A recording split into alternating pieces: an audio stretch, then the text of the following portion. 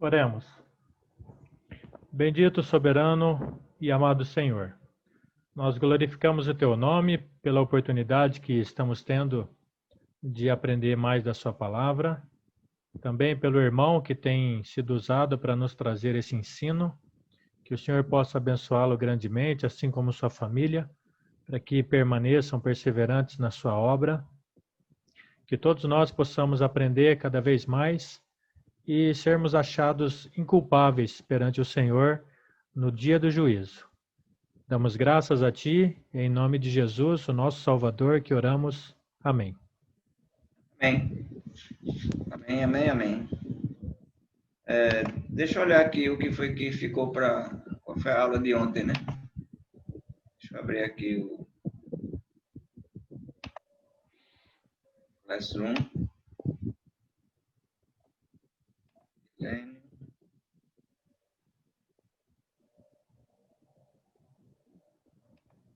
Atividades.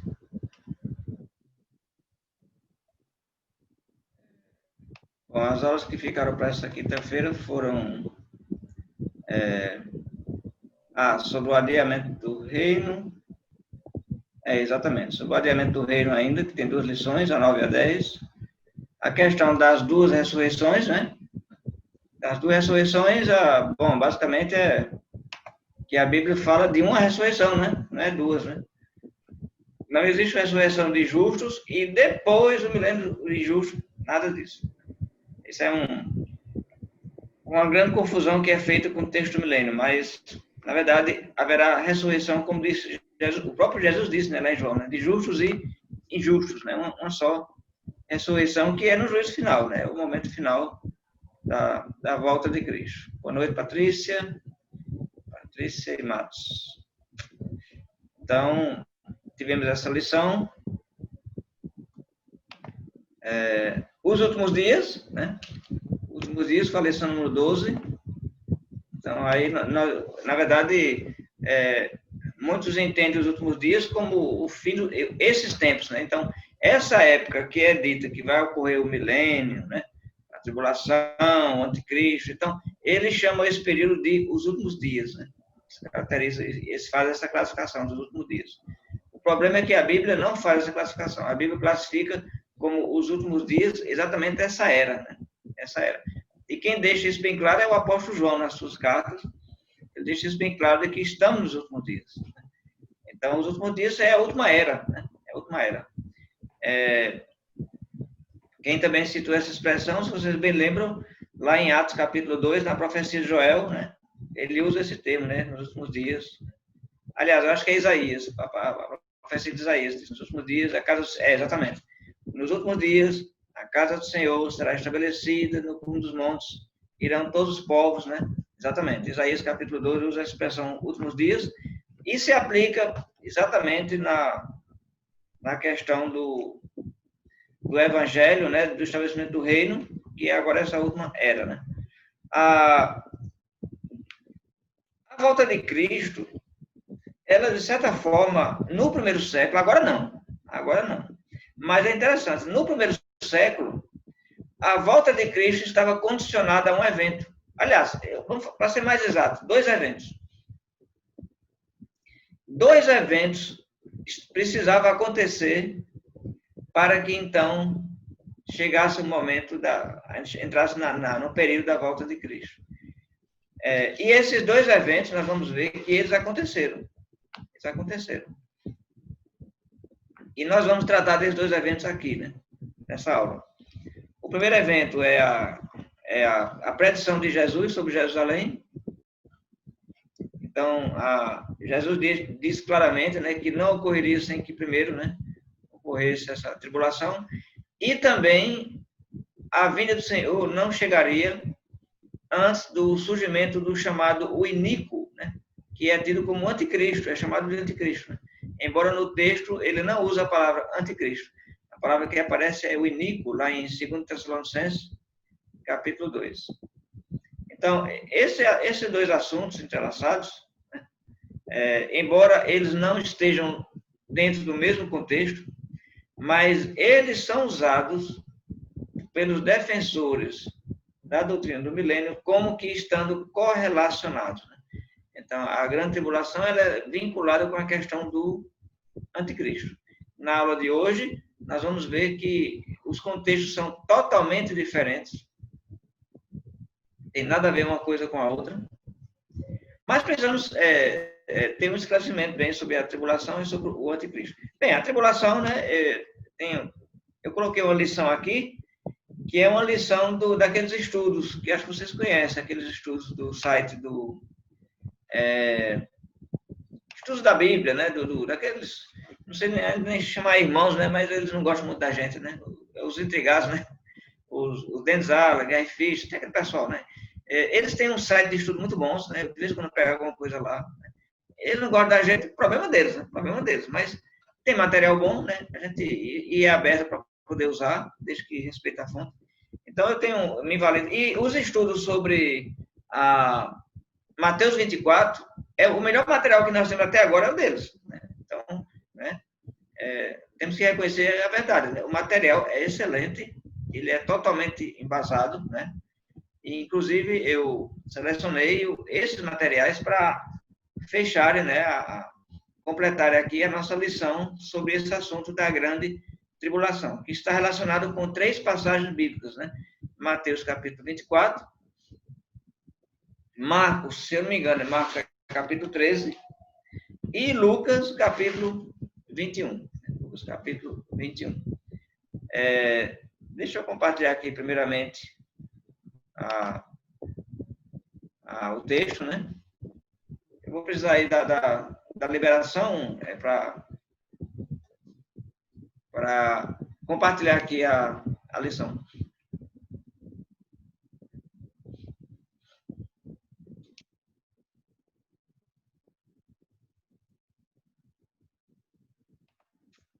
Ok. Deixa eu ver aqui.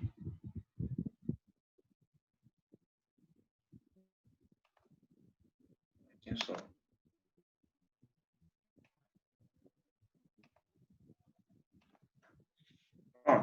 O que é, né, a grande tribulação? Nesse estudo esse estudo é um estudo pequeno, é um estudo grande, né? Mas ele vai mostrar que eu gosto desse estudo, ele é pequeno, mas eu gosto dele porque ele vai mostrar as passagens onde aparece essa referência da grande tribulação, né? Os textos, né, que aparecem. Então, nós temos o texto principal, que é Mateus capítulo 24, né, onde o contexto aqui é Jerusalém. Né? Então, a partir daí, nós podemos dizer que nós vamos desvincular completamente esse texto da questão de milênio, de fim dos tempos, porque aqui a questão não é a igreja. Essa tribulação nunca foi para a igreja, de forma nenhuma. Ela foi para Israel. Ela foi um sinal para Israel, para o povo judeu. Jesus falou para Israel. Então, a tribulação era para eles. E os sinais têm a ver com a contexto, a característica deles, da cidade lá de Jerusalém. Né? Em Atos capítulo 7 e 11, né, o contexto é do Antigo Testamento, não tem vínculo nenhum, está falando da tribulação. Em Apocalipse, aparece no capítulo 2, mas a grande tribulação aqui em Apocalipse tem relação com a questão local da igreja, em Tiatira, que estava tolerando Jezabel, essa mulher que é chamada de Jezabel. Não tem ligação nenhuma com a tribulação de Mateus 24, nem outra qualquer, né? É uma tribulação específica aqui em Apocalipse capítulo 2. Agora, nós temos aqui um texto, né? Em Apocalipse capítulo 7, versículo 14, né? Olha aqui. Apocalipse capítulo 7, versículo 14, fala daqueles que vieram da grande tribulação. Essa tribulação não é a tribulação de Mateus 24, de forma nenhuma, porque Apocalipse, o contexto é a igreja, e Mateus 24, o contexto é Israel, o povo de Israel. Então, são pessoas diferentes, contextos diferentes. Em Mateus capítulo 24, a profecia não é para a igreja, de forma nenhuma. Mas claro, a igreja leu, né? Mateus escreveu, Lucas escreveu, Marcos escreveu, então os irmãos leram, entenderam e caíram fora, né? Praticamente o registro histórico desse massacre que houve em Jerusalém, não há nenhum relato de cristãos que foram atingidos por essa grande tribulação causada por Roma, porque a igreja entendeu e saiu, né? Então, olha, gente, a profecia aqui vai se cumprir, vamos sair daqui. E fizeram bem, né? Fizeram bem. Né? Agora, veja bem, antes disso, tinha havido uma tribulação, mas não era em Jerusalém, mas em Roma, né? Por conta de Nero, né? Nero iniciou uma terrível perseguição contra a igreja, sim, aí é a igreja, né? E foi nessa tribulação que o apóstolo Paulo foi já preso, foi então sentenciado. E também, segundo conta a história, né? É um relato histórico do martírio do apóstolo Pedro, né? E a história conta, né, que foi crucificado de cabeça para baixo. Esse relato é muito confiável. Né? Teve essa tribulação. Talvez quando Apocalipse, capítulo 7, versículo 14, fala dos que vieram da grande tribulação, nessa visão, provavelmente se refere também a cristãos que morreram nessa perseguição. Pode ser, né? Pode ser. Mas a tribulação de Mateus 24, ela se cumpre quando os romanos cercaram a cidade de Jerusalém, e isso está praticamente citado, né? Isso é praticamente falado claramente em Lucas capítulo 21. Inclusive, quando você lê esse texto em Mateus capítulo 24, você tem uma Bíblia, puder verificar, no versículo 15,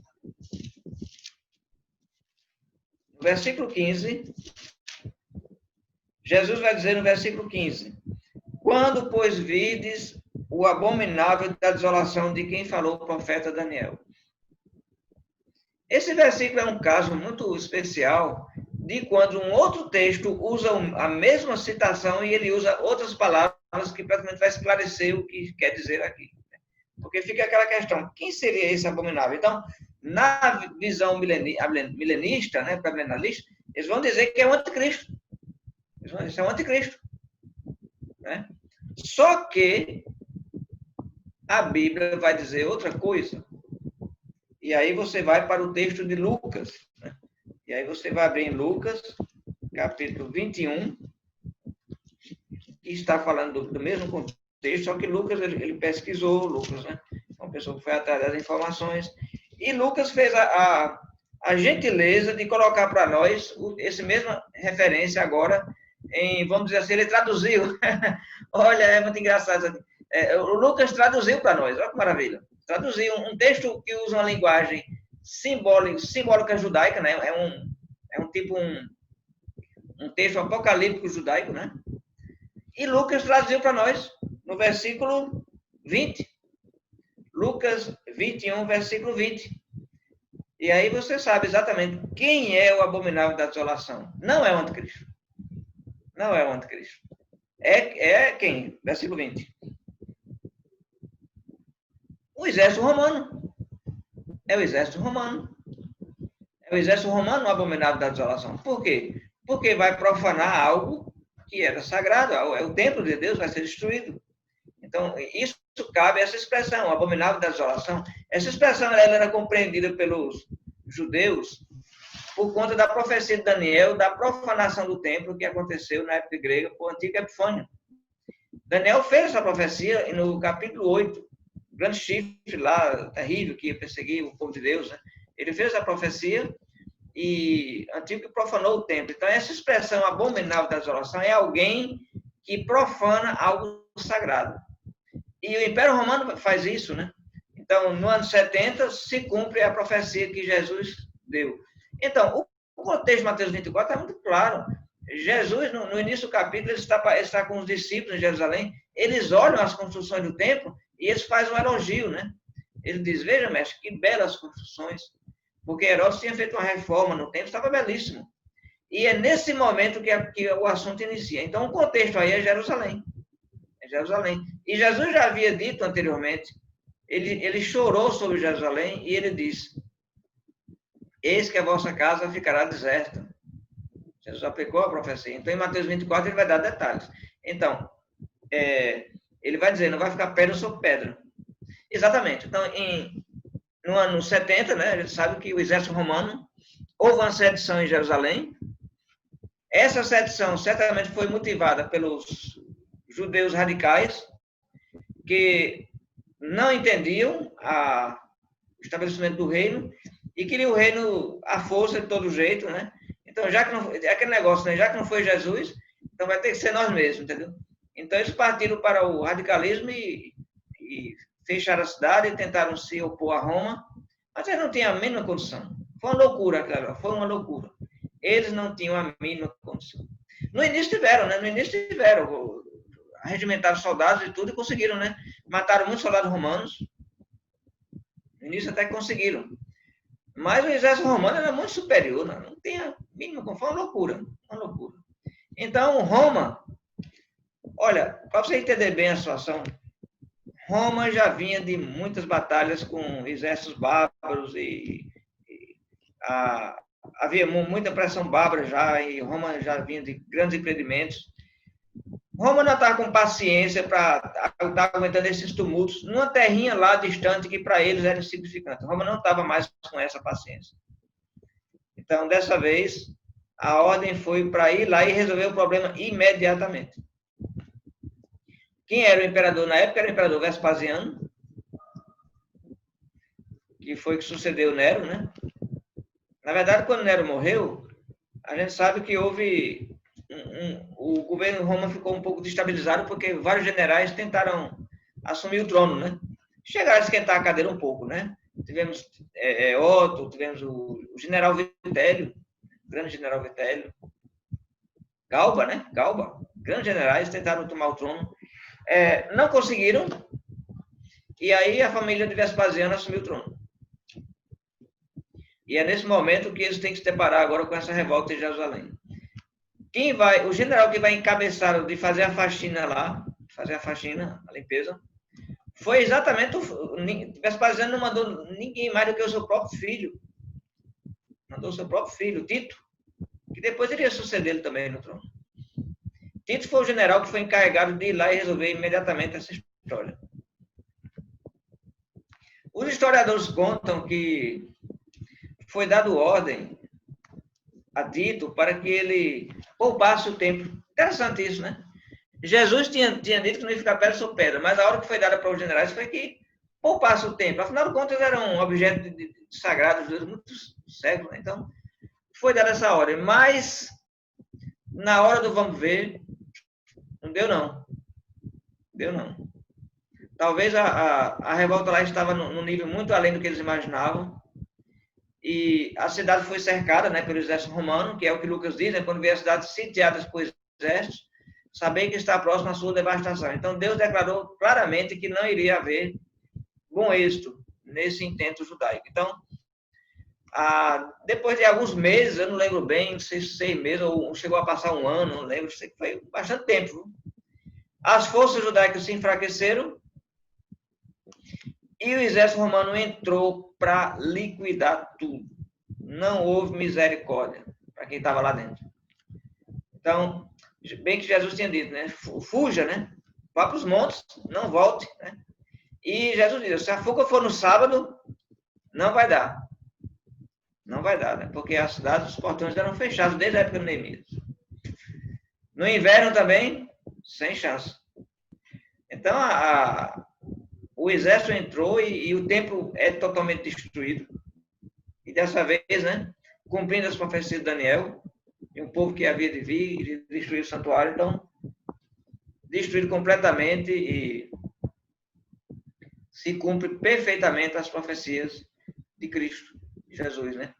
Porque ele vai dizer que a sua volta será depois, né? A gente tem aqui em Mateus capítulo 24, um versículo-chave que nós vamos ter é o versículo 34, né? Depois que ele deu todos esses sinais sobre Jerusalém, no versículo 34 ele vai dizer, em verdade vos digo que não passará essa geração sem que tudo isso aconteça. Exato, preciso. Foi, olha, praticamente ele só faltou dizer qual era o ano que ia acontecer.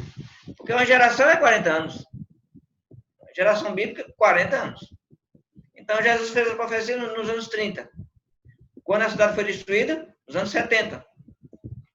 40 mais 30? 70 anos, exatamente. Agora, atenção a um detalhe aqui, né? Atenção a um detalhe. Após a destruição de Jerusalém, o evento a seguir agora é a volta de Cristo. Então, nós estamos no intervalo, certo? Nós estamos no intervalo. Por exemplo, a gente tem aqui a aula, né? Aí, daqui a pouco, né? São 8 horas, acho que umas 15 para 9, né? A gente dá um intervalo.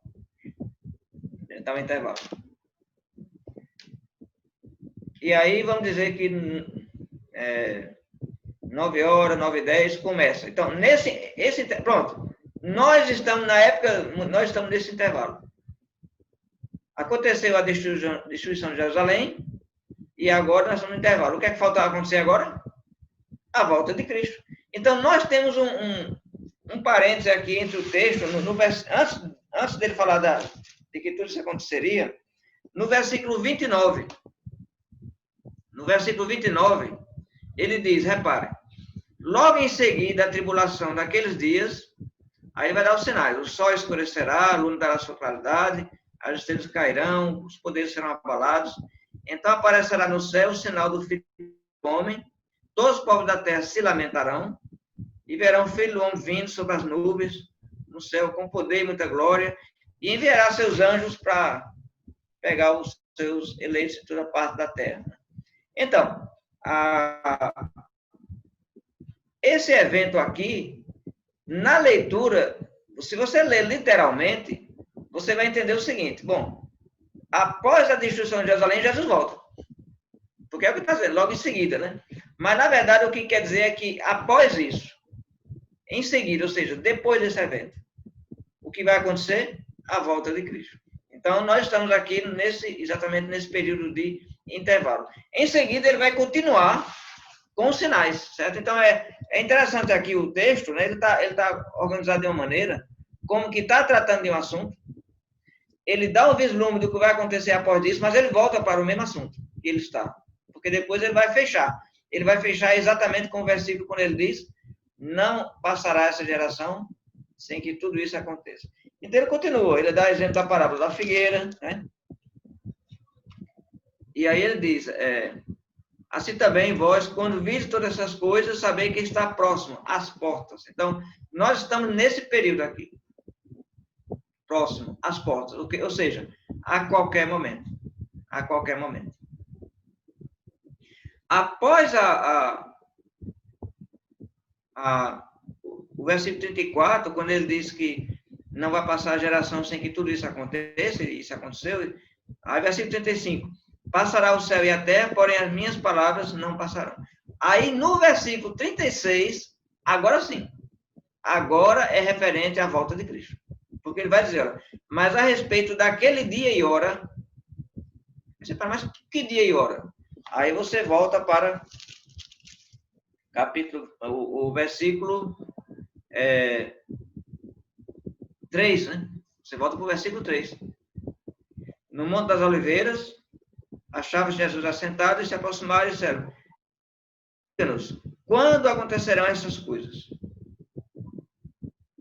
E que sinal haverá da tua vinda e da consumação do século?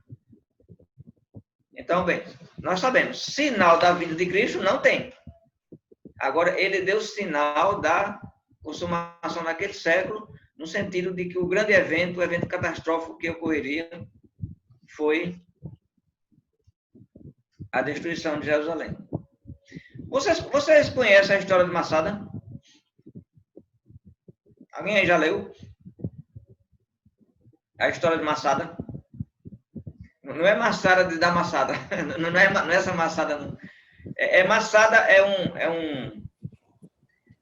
uma espécie de monte, né? Que ficava próximo a Jerusalém. É uma espécie de platô, né, Alcides? Mais ou menos isso. É tipo como um planalto, né? Uma coisa assim, entendeu? E a história é dramática, né?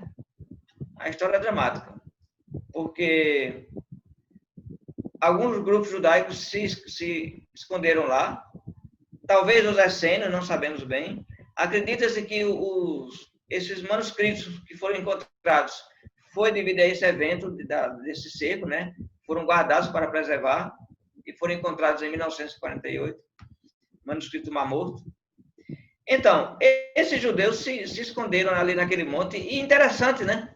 Não tinha como o cavalo subir, né? Não, o cavalo não chegava lá. Não tinha como.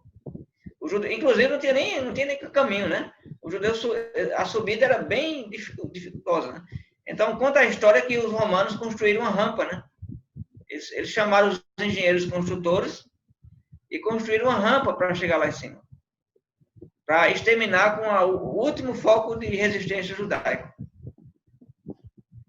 E conta a história, né, que quando chegaram lá, não encontraram, porque os judeus se suicidaram, né?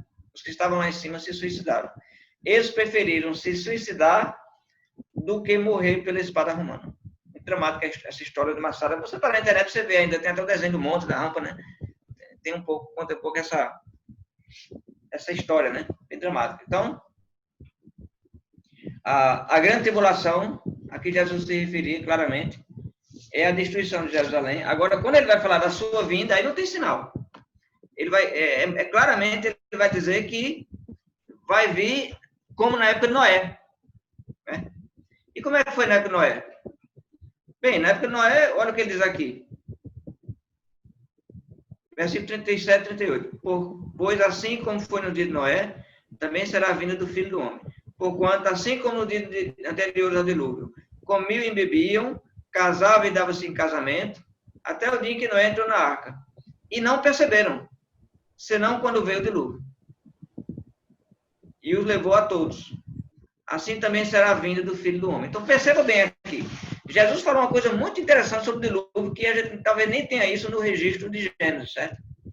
Não houve um escurecimento do céu para depois... Não. Quando chegou o momento, a vida estava absolutamente normal. É isso que Jesus está dizendo. A pessoa está se casando? Eu já vi alguém se casar em tempo de guerra? É difícil, né? Não vai casar, ninguém vai se casar em tempo de guerra. Até Paulo falou, né? O apóstolo Paulo falou lá na sua carta em 1 Coríntios, capítulo 7.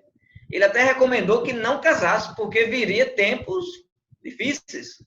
E certamente ele tinha em mente aí, era a terrível perseguição romana que viria.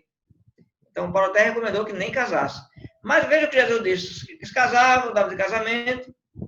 Então, não tinha nenhum sinal, o céu estava normal. Um dia bem, tranquilo, bom, tudo certo. Noé entrou na arca, ninguém nem percebeu. Nem percebeu. E aí, sim, depois que ele entrou na arca, aí sim, aí a coisa ficou, a gente sabe, né? Aí a coisa... Então, nota que a volta de Cristo ela não é vinculada de sinal, de nada, não tem sinal. Né? É como ele mesmo falou, né? Vem como ladrão, né? Vem como ladrão. Ainda não nasceu o ladrão que dá sinal de que vai roubar. Esse ladrão ainda não nasceu. Até agora, todos os ladrões, eles deixam sinal depois que roubam. Entendeu? Não é assim? Até aquele ditado que diz... como é aquele ditado que diz? Só fecha a porta, depois que o ladrão entra, é assim? Acho que é.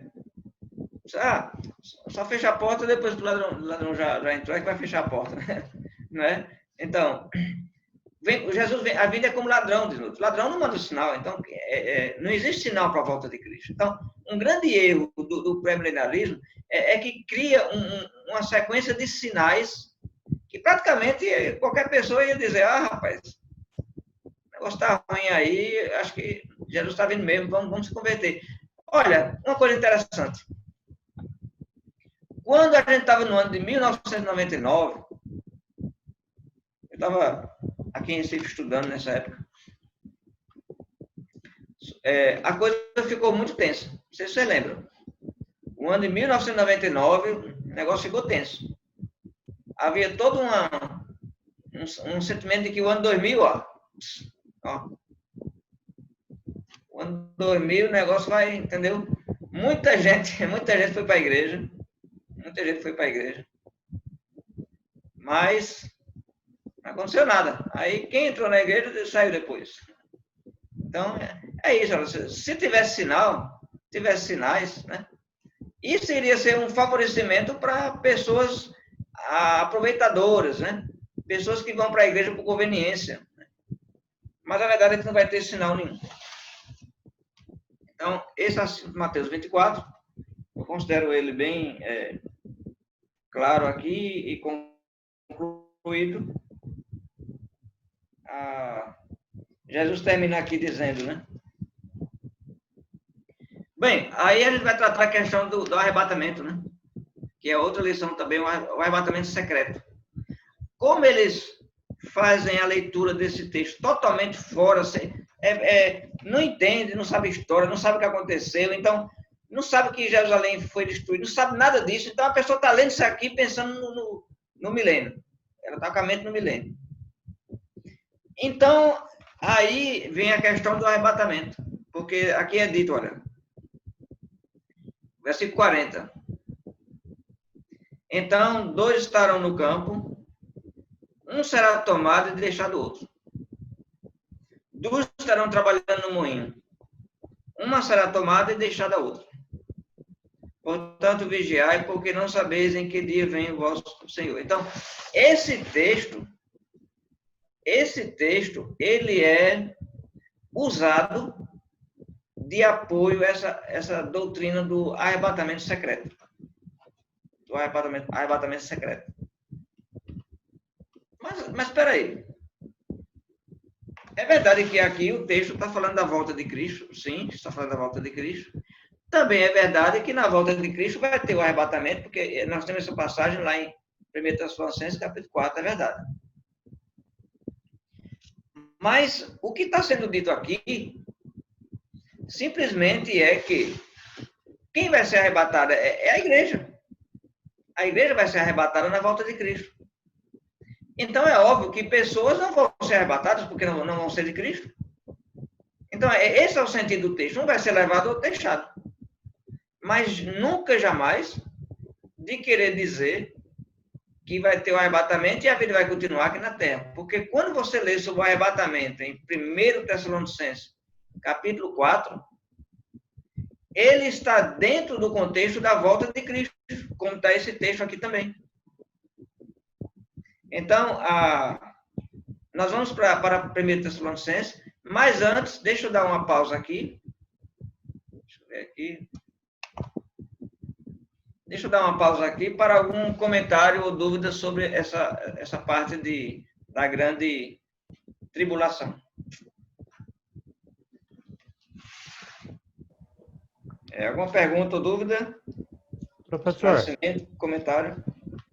Professor. Oi? Aquele filme, né, que foi comentado, Deixados para Trás, ele tem a ver com essa ideia mesmo de Mateus aí, né? Mas no sentido do que os que ficarão para depois do arrebatamento, teria aqueles 7 anos, se eu não me engano, né? Eles traz essa ideia aí, né?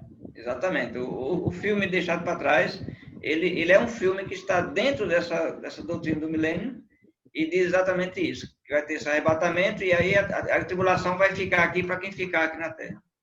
E a igreja desaparece. Exatamente. Apocalipse, capítulo 7. Ô, professor. Oi? Temos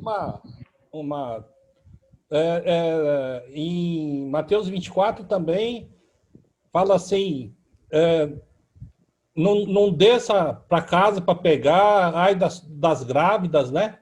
Isso. No arrebatamento não vai ter tempo para voltar para casa, não vai ter problema, tá grávida, não vai ter problema. É verdade, exatamente. Não dá para encaixar aí essa questão do arrebatamento, não dá tempo não. Já pensou? É verdade. Apocalipse, capítulo... Oi?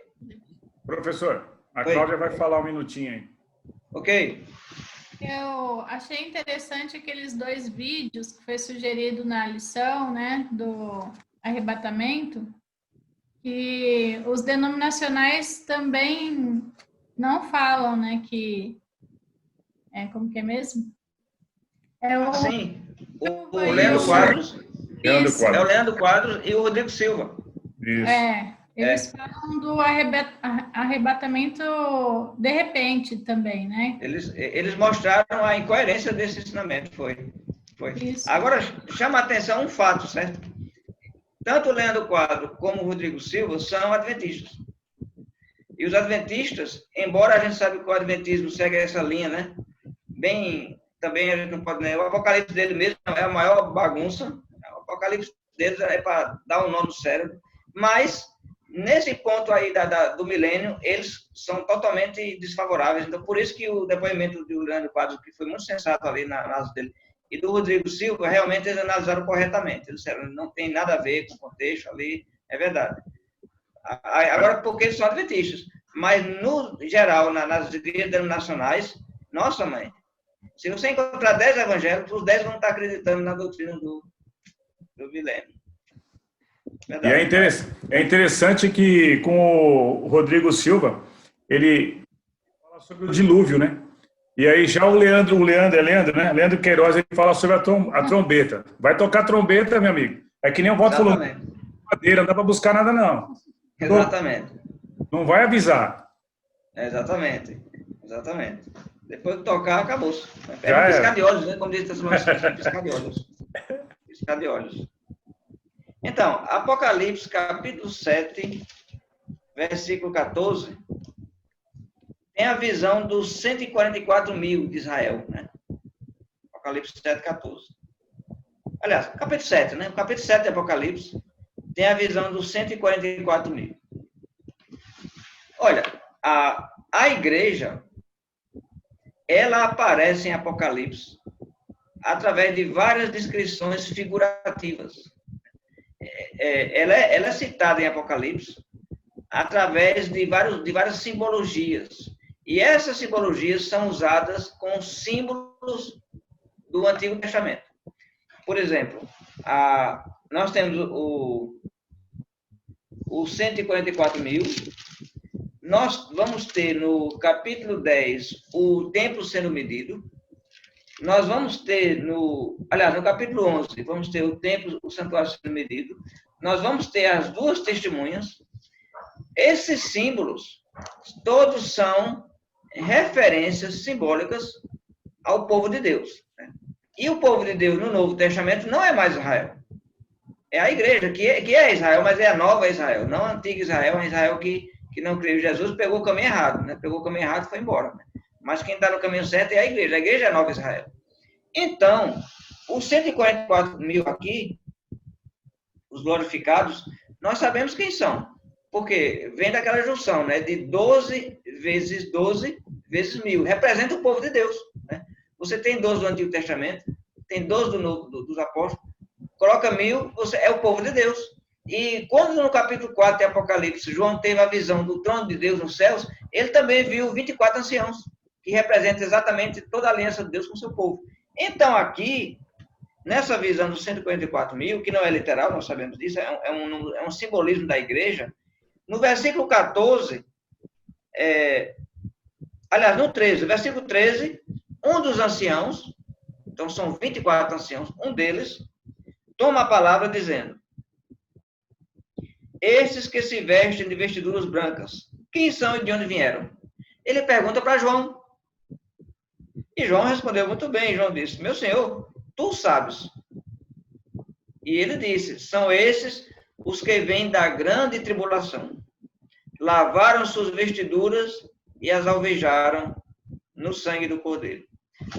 Então, essa grande tribulação aqui não tem nada a ver com a de Mateus, porque de Mateus atingiu os judeus, né? Mas essa tribulação aqui agora é a igreja. Agora é a igreja. Então, que tribulação seria essa?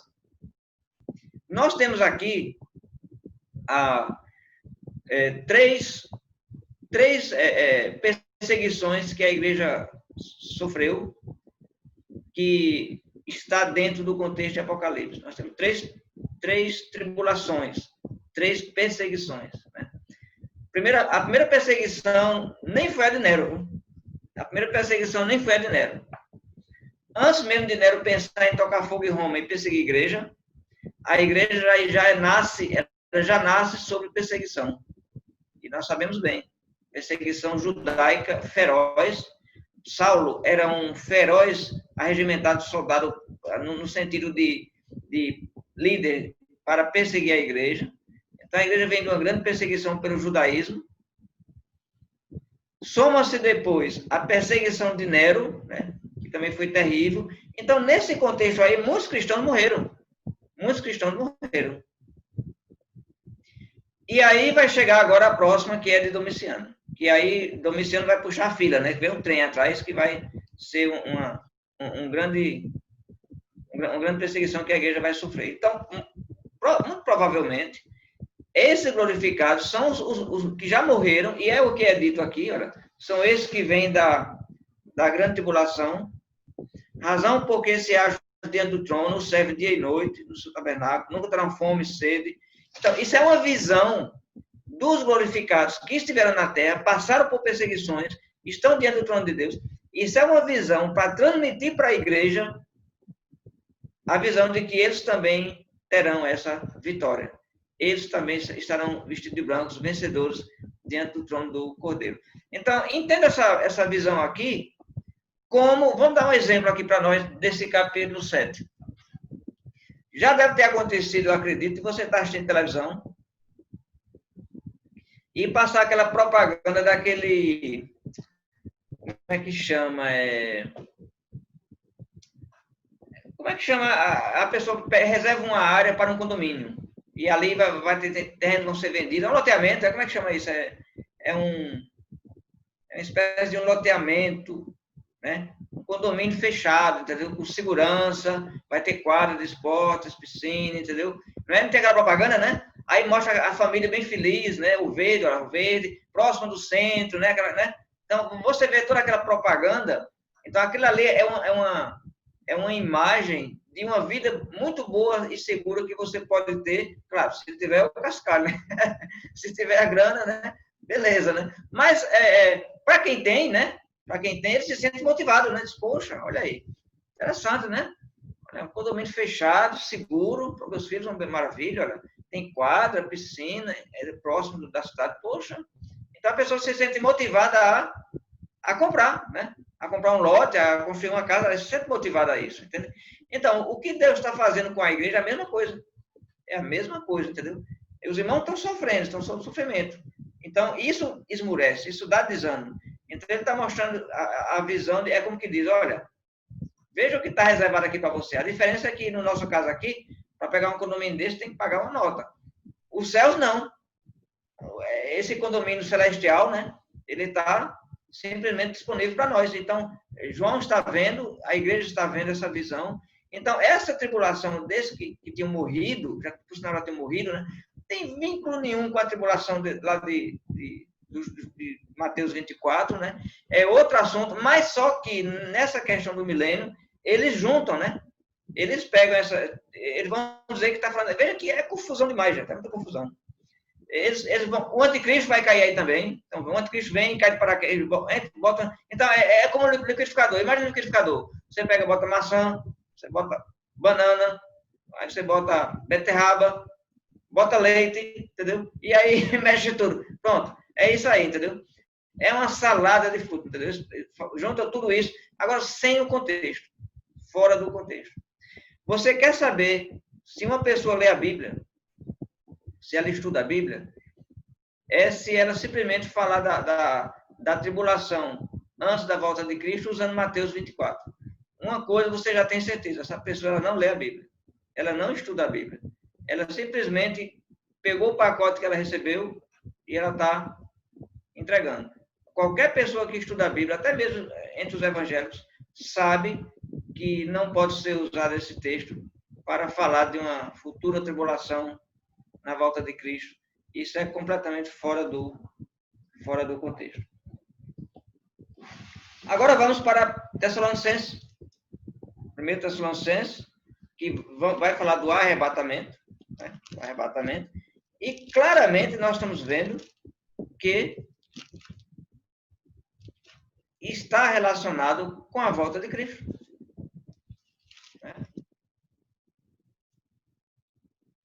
Tá chegando aí minha voz chegou ou com queda aí de internet? Tá ok aí, tá bom? Ah, tá bom. Às vezes você ficou parado, fica todo mundo parado e diz, rapaz, eu acho que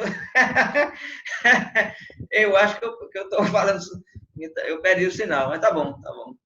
Ok. Então, 1 Tessalonicenses capítulo 4, nós conhecemos bem essa passagem, os irmãos geralmente costumam fazer pregações sobre ela, né, estudos, né? Paulo está falando aqui porque existe criou-se uma certa expectativa muito forte na igreja de Tessalônica sobre a volta de Cristo. E aí Paulo vai dizer que não quer que eles fiquem ignorantes, ou seja, sem entender como se dará a volta de Cristo. E aí, exatamente, ele vai falar da trombeta, versículo 16. Porquanto o Senhor mesmo, dada a sua palavra de ordem, ouvida a voz do arcanjo e ressoar a trombeta de Deus, descerá dos céus, e os mortos em Cristo ressuscitarão primeiro. Depois nós, os vivos que ficarmos, seremos arrebatados juntamente com eles. Então, quando diz que os mortos em Cristo ressuscitarão primeiro, talvez esse versículo aqui também faça alguns entenderem de que vai ter a primeira ressurreição, que vai ter a segunda ressurreição. Mas o primeiro aqui está relacionado com os vivos. Não quer dizer que vai ter duas ressurreições. Quer apenas dizer que, em relação aos vivos, os mortos ressuscitarão primeiro. Mas logo em seguida, veja o que ele diz. Depois nós, os vivos, os que ficarmos, seremos arrebatados juntamente com eles entre nuvens, para o encontro do Senhor nos ares. Estaremos para sempre com o Senhor. Cadê? Tribulação, anticristo, coisa que funciona aqui na Terra? Não tem, né? Então, ressurreição e arrebatamento são dois momentos distintos da volta de Cristo, né? Da volta de Cristo. Arrebatamento para quem está vivo, para os cristãos que estão vivos. Os que não são cristãos não vão ser arrebatados, por isso que não é levado ou deixado. A ressurreição para os que estão mortos, os que morreram em Cristo. Porque aí, então veja bem, lembra Mateus 25, quando Jesus está ainda dentro do contexto da sua volta, e ele diz o quê? Que ele se sentará no seu trono e reunirá uns à direita e outros à sua esquerda, correto? Jesus falou isso lá em Mateus 25, na volta do Filho do Homem. Então, as ovelhas que estão à direita, você entenda aí como sendo os que ressuscitaram e os que foram arrebatados. Então, esse é o grupo que vai estar à direita. Enquanto que os descrentes, os infiéis, estarão à esquerda. Então, não há como criar arrebatamento separado da volta de Cristo, porque em Tessalonicenses praticamente isso está vinculado no mesmo momento, né? No mesmo lugar. Não tem a menor possibilidade de querer separar o que o contexto aqui indica que ocorre no mesmo momento. Toca a trombeta, Cristo volta, vivos arrebatados, ressurreição, tribunal, julgamento final, céu e inferno, acabou. Não tem mais nada. Agora, segundo Tessalonicenses, vai tratar do mesmo assunto, só que agora ele vai mostrar para os infiéis. Né? Para os infiéis. Então, claro que a volta de Cristo vai ter um sentido também para os infiéis. E não é dito que os infiéis ficarão passando por um período de tempo de tribulação de 7 anos. Não é dito isso. É dito em 2 Tessalonicenses que eles serão banidos da face do Senhor e da glória do seu poder, eternamente. Então, não há espaço para a tribulação. E, sinceramente, olha, eu não sei ainda, não sei se algum de vocês já viram, nas minhas pesquisas aqui, eu não parei nem tempo assim para querer ler essas coisas, mas eu ainda não lembro, não estou lembrado agora, de onde é que eles tiram esses 7 anos de tribulação. Não lembro, não sei se algum de vocês já viu alguma citação, alguma referência, de onde é que eles tiram esses 7 anos, porque não sei se é alguma passagem de Apocalipse. Apocalipse não tem falando 7. Tem falando 7 trombetas, 7 taças, né? Mas não sei se algum de vocês já viram. Professor, se eu não me engano, é lá em Daniel, vai falar alguma coisa das semanas, ou 3 semanas e meia, alguma coisa assim. 70 semanas, Daniel. 70 Isso. Aí semanas. eles jogam lá para os 7 anos, lá faz um cálculo louco lá. É verdade, é um cálculo louco mesmo. É verdade. Então deve ser isso, né? As 70 semanas, Daniel. Muito bem.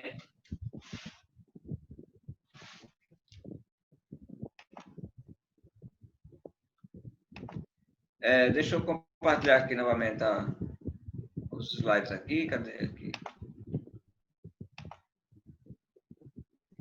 Aqui falando de Apocalipse, né? Ele vai dizer aqui, Apocalipse 7,14 faz parte de uma visão consoladora, né, para João, para confortar os cristãos perseguidos, mostrando cristãos que já tinham sido perseguidos, já tinham morrido. A mensagem dessa visão e do livro, na qual eles se encontram, foi escrita para segurar os perseguidos do primeiro século, que receberiam a recompensa depois do sofrimento, exatamente. Sofrimento e perseguição podem ocorrer em qualquer lugar, em qualquer hora, mas nenhuma dessas passagens fala de um período futuro de grande tribulação. A doutrina popular que haverá 7 anos de grande tribulação vem da imaginação de homens hábeis em tirar versículos do seu contexto para defender suas ideias. A Bíblia não ensina tal doutrina. Aqui é o estudo sobre o arrebatamento, né? O estudo sobre o arrebatamento. Esse estudo também está na sala de aula, né? Está na sala de aula. Deixa eu ver aqui.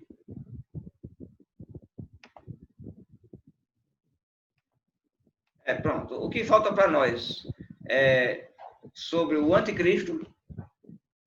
O anticristo. E a última lição, que são, na verdade, tristes conclusões. São 8h30, vamos ter um intervalo agora, mais cedo? Porque esse assunto do anticristo ele vai render um pouco. Vai render um pouco. Então, vamos ter o nosso intervalo de 8h30 até as 10 para... Vou dar 20 minutos. Então, 10 para as 9. 10 para 9 nós retornamos, certo? O intervalo é para tomar um café, uma água, um suco. E voltamos já para estudar sobre o anticristo.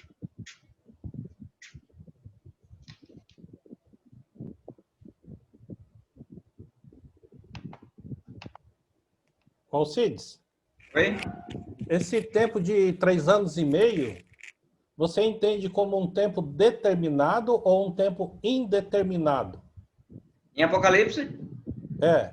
É indeterminado. Indeterminado? Agora, curto. É indeterminado, mas é curto. Eu entendi assim, como ele dava um prazo, eu entendi que era um tempo com começo e fim. Isso, exatamente.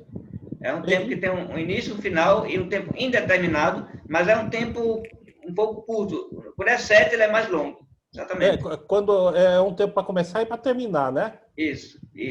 E indeterminado, que você diz, é que não tem um tempo determinado para isso acontecer, né? Isso. Ele é descrito como 42 meses, 3 anos e meio, e tempo e metade de um tempo. Isso. E 1.260 dias, exatamente. Então, então você diz, ele é um tempo para começar e terminar, mas não tem um tempo determinado que vai acontecer. Exatamente.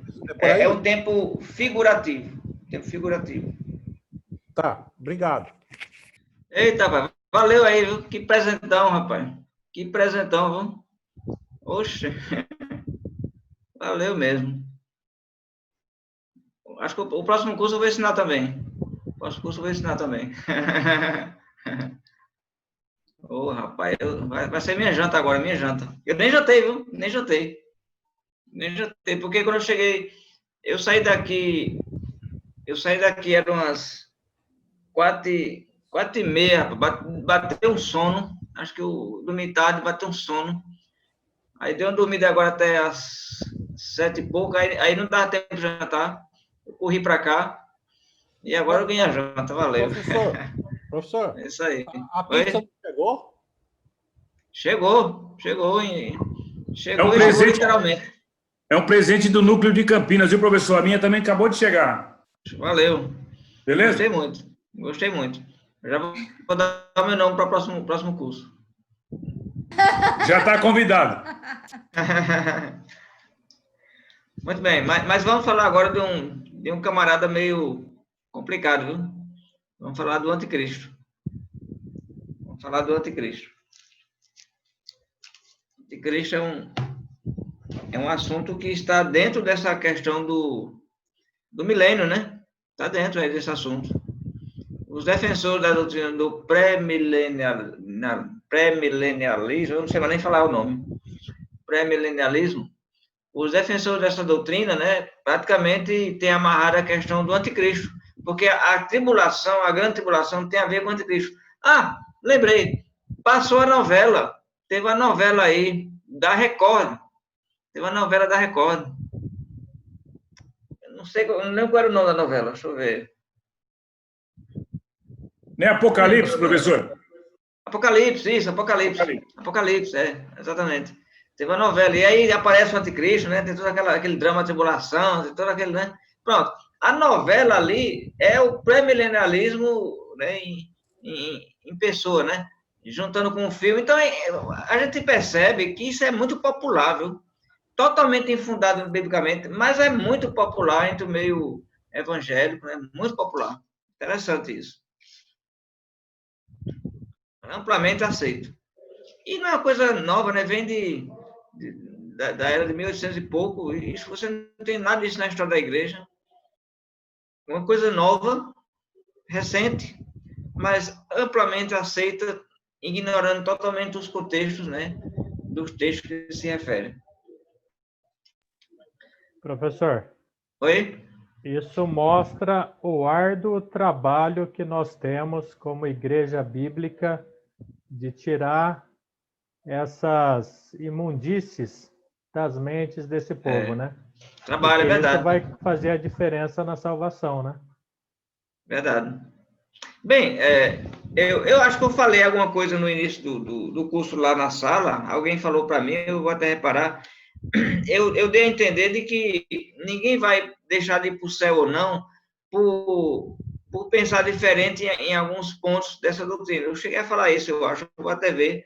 Mas, quando você analisa todo o conjunto, a coisa é diferente, entendeu? A coisa é diferente. Porque o conjunto é uma carga muito pesada. E isso nós vamos ver na última lição, né? 3 conclusões. Alguns irmãos nossos não entendem algumas coisas e ninguém vai deixar de ir para o céu por conta disso, a gente sabe disso. Tem irmãos que não entendem bem a questão da volta de Cristo, do arrebatamento, do julgamento, do céu, do inferno. Tem irmãos que não entendem, às vezes, certas coisas. E isso é uma coisa que precisa de ensino, né? Precisa ser ensinado, né? É isso que eu quero dizer. Mas comprar todo esse pacote tem consequências sérias, sim. Porque você está desvirtuando a imagem de Deus, a posição de Deus, a posição de Cristo, já é outro patamar. Já é outra coisa. Professor, mas independente de crer ou não, eu acredito que todos vão para o céu. Sim, na igreja, né? Na igreja. Não, da igreja e fora da igreja. Ah, vamos para o céu como? Ué, onde que todo mundo vai ser julgado? É aí que a gente não sabe, né? Onde é que vai ser esse ajuntamento? Quando Jesus diz ali no grande tribunal, o grande julgamento, bem, na terra não vai ser. Na terra não vai ser. Então, vai ser algum lugar fora da terra e não vai ser no inferno também, porque depois que vai ser enviado. Então, eu acho que é no céu. Porque aí depois vai ser céu e inferno, né? Então, exatamente. Enfim, todo mundo vai para Deus. Essa é a verdade. Todo mundo vai para Deus. O cara já está aqui no caso, hein, professor? Já está começando a colocar coisa aí. Está fora do contexto esse japonês aí. Ele está com as coisas espaciais aí. O que mais pega que eu fico no ponto é o primeiro dia da semana, sabe? Isso aí é imperdoável. Não tem como a pessoa fazer a ceia, a Santa Ceia, uma vez por mês, uma vez por ano, sabe? No reconhecimento do primeiro dia. Isso aí é o que pega. Quando fala da porta estreita, é essa parte aí, entendeu? Quer dizer, faz a vontade deles, mas não faz a minha. Então é complicado, né? É mensal, é anual. Se você vai ser julgado no céu, se você vai julgar, aí de lá você não vai ficar e vai descer para baixo. Isso aí eu não quero nem saber. A minha preocupação é a vontade do Senhor. É verdade. É verdade. Faz na quarta, faz na sexta. Eles não. A questão que a gente percebe, na verdade, é que a ignorância bíblica desse pessoal é muito grande. A gente pensa que não, entendeu? Eles aparecem falando bem, com grandes pregações, né? Mas olha, a ignorância bíblica é impressionante. Olha, vou contar a história a vocês. Um irmão nosso aqui, ele foi convidado para ir para uma conferência de pastores, sabe? Aqui em Pernambuco. Ele não era pastor, mas como ele pregava na igreja, acho que bem entenderam que ele era e chamaram ele, entendeu? E ele foi. Veja o que vai acontecer. Estando lá no meio dos pastores, aí ele estava lá com um pastor, e esse pastor, ele era solteiro. Ele era solteiro, certo? Lá o pastor bem, né? Falando lá no meio da conferência. Então, num dado momento, ele chegou para o pastor e disse, olha, a Bíblia não diz que o pastor tem que ser casado? Ele fez essa pergunta. Você não imagina a resposta que ele deu. Sabe o que ele disse? Quando ele falou isso, ele disse, onde é que tem isso na Bíblia? Já pensou? Eu não esperava a resposta dessa. Eu esperava ele querer argumentar contra, né? Dizer, não, veja bem, né? Entendeu? Ele não sabia onde é que tem na Bíblia que diz que o pastor tem que ser casado. Rapaz, por aí você já imagina. Então, nessa questão do milênio, o que é que acontece? O pacote vem pronto, e dentro do pacote tem a grande tribulação, tem o anticristo, tem os 1000 anos, tem tudo isso aí. Eles pegam isso aí e simplesmente trabalham com isso, mas ninguém abre a caixa assim para dizer assim, peraí, deixa eu ver aqui o que está aqui dentro mesmo. Ninguém faz isso. Porque se fizer, vai ver a discrepância. Vai perceber a discrepância. Ô, professor, eu vou mais a fundo ainda. Mesmo na Igreja de Cristo, tem muitos irmãos que não vão congregar no domingo e também não participam da ceia do Senhor. Ah, não, é só um domingo só. Ah, não tem problema. Aí vai... Sabe assim? Às vezes você fica, cadê o ensinamento? Cadê, sabe, o discernimento da palavra para poder fazer isso? É verdade. Então, assim, a gente fala denominacional, mas tem que tomar cuidado com os nossos, né? Verdade. Porque a gente... A própria igreja tem esse pensamento de que eu não preciso ir todo domingo. Isso. Domingo. Não preciso ter comunhão com meus irmãos, sabe? Verdade. A questão da comunhão, eu acho que é uma das questões mais relaxadas no meio da igreja, é a questão da comunhão. Sério, os irmãos acham que assim, tipo, eu já estou salvo, faço parte da igreja.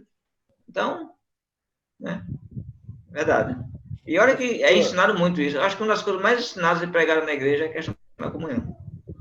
Mais ensinado e mais batido. Mas o que eles entendem, parece que eles entendem o seguinte, com algo que algo que é bom, mas que não é necessário. É isso que eles estão entendendo. Sabe? É bom. O que ele está dizendo é que é bom, mas não é necessário. Vou dar um exemplo aqui, Tomar sorvete. Tomar sorvete é bom.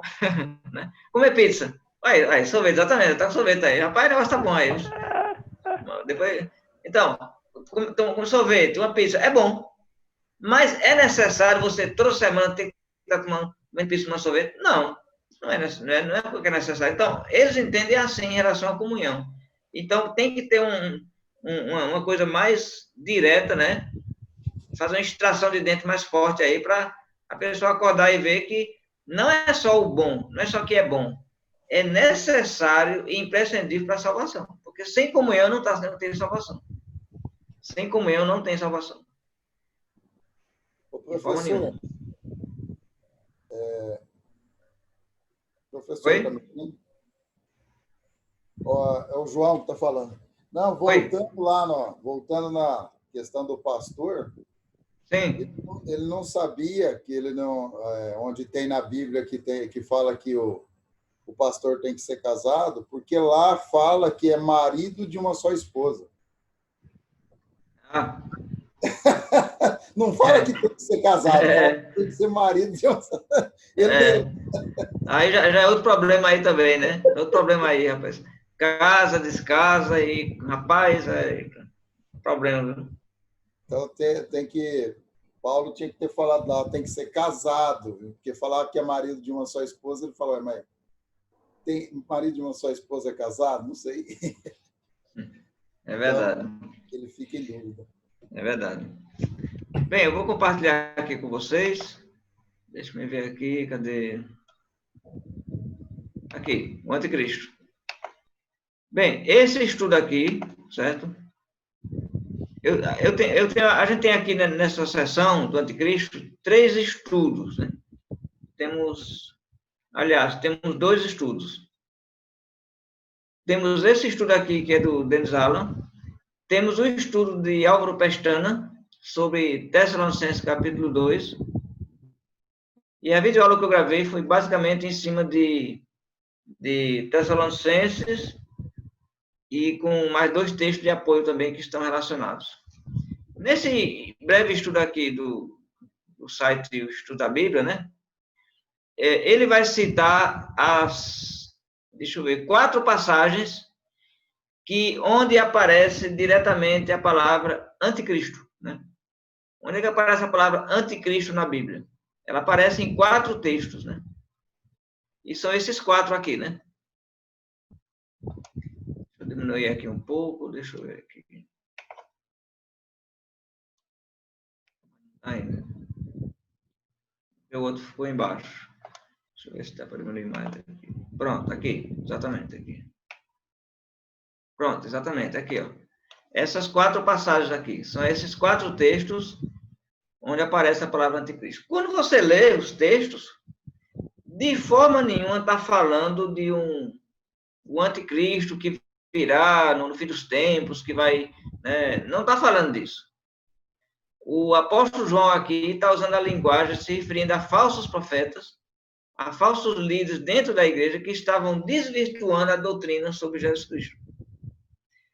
O primeiro texto, ele vai dizer, filhinhos, já é a última hora. E como ouvistes que vem o anticristo, também agora muitos anticristos têm surgido, pelo que conhecemos que é a última hora. Então, ele na verdade, ele fala de muitos anticristos. E ele diz que tem surgido. Tem surgido. E aí ele vai dizer no próximo texto, capítulo 2, versículo 22. Quem é o mentiroso, senão aquele que nega que Jesus é o Cristo? Esse é o anticristo, o que nega o Pai e o Filho. Então, é uma postura contra Jesus. Hoje tem surgido muito anticristo, porque eu tenho me surpreendido com irmãos que, de repente, abandonam a igreja e começam a aceitar a ideia de que Jesus não é Deus. Né? Jesus não é Deus. Inclusive, eu não comentei aqui, mas a gente estudou sobre a questão de Israel um pouco, né? Israel, a salvação dos judeus.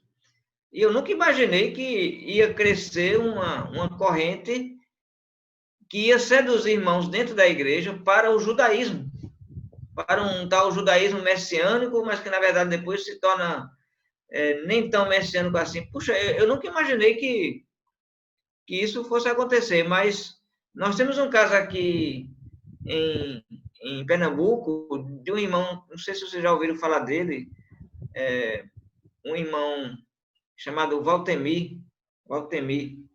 Ele era da igreja em Belo Jardim. Ele praticamente começou a igreja lá junto com os irmãos.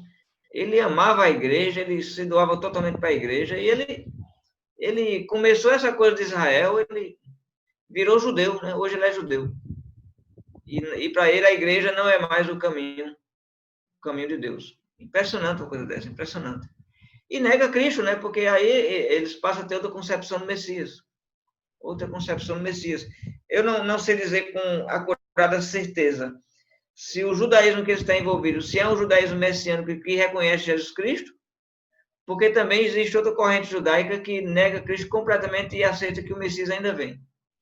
Então, eu não sei de qual desses lados ele se situa exatamente. mas o fato é que para ele a igreja não é mais o legítimo povo de Deus, e sim o Israel legítimo, né? E ele se tornou um judeu ortodoxo bem firme, com aquela barba, né? Impressionante isso. Então, aí está dizendo, o anticristo nega o Cristo. O outro texto, ele vai dizer, nisto reconheceis o Espírito de Deus, todo espírito que confessa que Jesus Cristo veio em carne é de Deus. E todo espírito que não confessa a Jesus não procede de Deus. Pelo contrário, esse é o espírito do anticristo, a respeito do qual tens ouvido que vem e presentemente já está no mundo. Então, veja, o anticristo já está presente na época de João. Porque no primeiro texto ele diz o seguinte, olha o que ele diz aqui. Já é a última hora e ouvistes que vem o anticristo. Então, aqui nesse texto agora ele completa. Ele diz que presentemente já está no mundo. Então, na época de João, no primeiro século, o anticristo já estava presente. E a característica que é dada aqui é que ele não confessava a Jesus como vindo em carne, ou seja, ele não confessava a natureza corpórea, material, real de Jesus. Então, muitos creem aqui que ele está se referindo ao gnosticismo, que foi uma seita que... uma seita não, vamos dizer assim, se tornou uma seita depois, né? Mas, na verdade, foi um grupo que esteve muito presente na igreja e andava de casa em casa, de igreja em igreja, ensinando essas mentiras, né? E, então, esse grupo, ele é muito combatido pelos apóstolos, na carta de Paulo aos Colossenses e também aqui nas cartas joaninas. E, finalmente, ele conclui aqui, olha, logo embaixo ele diz, né? No último versículo aqui, ele vai dizer: porque muitos enganadores têm saído pelo mundo afora, os quais não confessam Jesus Cristo vindo em carne. Assim é o enganador e o anticristo. Então, quem eram esses, na verdade, né? Bem, surgiu no final, próximo do final do primeiro século, uma certa tendência de irmãos, uma corrente, e falsos líderes envolvidos nisso, né? Começaram a dizer que Jesus não era um ser de carne e osso. Não tinha condições de Jesus ser de carne e osso. Ele era um ser só espiritual. Ele era um ser só espiritual. E, inclusive, Jesus nem morreu, foi crucificado na cruz, porque, na verdade, ele não era carne, então ali foi outra pessoa. Porque Deus não podia, não é cabível que Deus, sendo Deus puro, perfeito, pudesse habitar na pessoa de Cristo no corpo humano. Isso não era cabível, não era possível isso. Além disso, eles diziam também que existia um conhecimento superior, sublime, divino, um conhecimento mais profundo que não era para todos, só era dado para alguns iniciados. E esse conhecimento, para você adquirir, você tinha que entrar nesse grupo, entendeu? E isso ia ser depois dado a você como uma espécie de revelação. Então, eles criavam 2 níveis de espiritualidade dentro da igreja, né? Eles saíam ensinando essas doutrinas. E outra coisa, eles diziam que, como a carne para nada aproveita, e eles usavam aí os textos de Paulo, lá em Romanos, quando Paulo disse que a carne para nada serve, mas que devemos viver no Espírito e não cogitar a coisa da carne.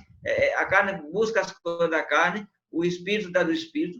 Então, baseado nisso, eles criavam uma interpretação totalmente deturpada, dizendo o seguinte, veja só ali no raciocínio deles, o que eu faço com a minha carne não tem valor nenhum, porque o que Deus vai salvar é o meu espírito, entende? É o meu espírito. Então, a carne, para nada aproveita. Então, se eu entrego a minha carne para o que quiser, para dança, para prostituição, para mulher, isso é a carne, isso é coisa da carne. Isso vai ser destruído.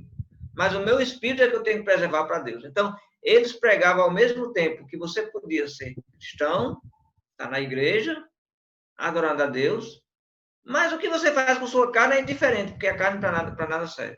Então, eles criavam essa deturpação das palavras de Paulo, e aí João vai combater isso completamente na sua primeira carta, segunda e terceira. Bem, na primeira carta de João, praticamente ele vai dizer que todos têm o conhecimento, não existe conhecimento especial para alguns. Ele vai dizer praticamente que aquele que vive no pecado não é de Deus, ele não é de Deus. Então,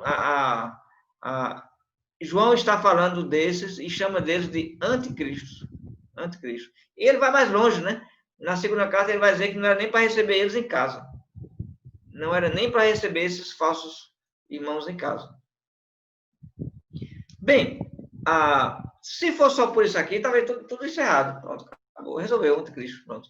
O anticristo não está falando nem o que vem, está falando que já veio, esteve presente na igreja, são falsos líderes que... Então, hoje, qualquer pessoa que que deturpa a natureza de Cristo, fora da Bíblia, ele está sendo anticristo. Se ele começar a dizer que Jesus não é Deus, foi um homem comum, foi um homem qualquer, ele está sendo anticristo. Né? Mas o ponto-chave aí não é essas passagens de João. O ponto-chave é o texto de 2 Tessalonicenses. Eles vão dizer que 2 Tessalonicenses está falando do anticristo, que ainda vem, que virá, que está por vir. Né? Bom, tem desses que tem maluco aí na internet que começa a dizer que o anticristo já está presente, né? Tem muita doideira, muita maluquice aí, se você for ver na internet, no YouTube, né? Começa a dizer que já está presente, outros vão dizer não, que ele está para vir, e cada um quer acertar, né? Cada um quer ser aquele que vai acertar quem é o anticristo. Já fizeram a relação de Papa aí. Nessa parte de anticristo, os adventistas, eles também compram essa ideia, né? Nós falamos sobre vídeos onde eles repelem completamente a questão do arrebatamento secreto, nessa questão, eles repelem isso aí, é verdade. Mas na questão do anticristo, não. Eles também pregam, inclusive, para eles, a igreja católica, né, é a besta do Apocalipse, né? Então, o anticristo para eles é o Papa, né? É o Papa. Inclusive, eles fizeram no estudo deles relação de papas, né? Eles fizeram uma relação de papas. O problema é que a relação ficou desatualizada. Ficou desatualizada. Porque teve o Papa que morreu, entrou outro Papa, e aí teve que atualizar novamente. Aí chegou aquele Ratzinger, o Papa lá da Alemanha, que ele renunciou, aí entrou esse... Então, quer dizer, cada vez que eles fazem a lista de Papa tentando acertar aquelas cabeças, cada vez fica desatualizado. Bom, vamos para a passagem. Eu vou abrir aqui o texto, aqui, eu estou com ele aqui. Vamos abrir no texto de 2 Tessalonicenses, capítulo 2. 2 Tessalonicenses, capítulo 2. Eu estou com a passagem aqui.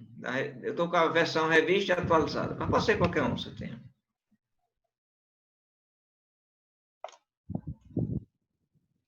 Irmãos, no que diz respeito à vinda de nosso Senhor Jesus Cristo e a nossa reunião com Ele, nós vos exortamos a que não vos demovais da vossa mente com facilidade, nem vos perturbeis, quer por espírito, quer por palavra nossa, quer por epístola, como se procedesse de nós, supondo que tinha chegado o dia do Senhor.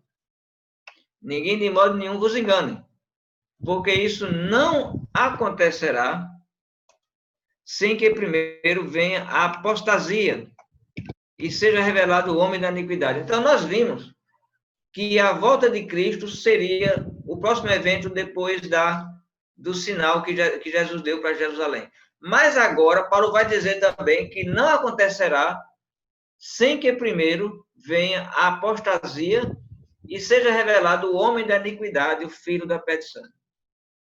E ele vai dizer mais, o qual se opõe e se levanta contra tudo o que se chama Deus ou é objeto de culto, a ponto de assentar-se no santuário de Deus, ostentando-se como se fosse o próprio Deus.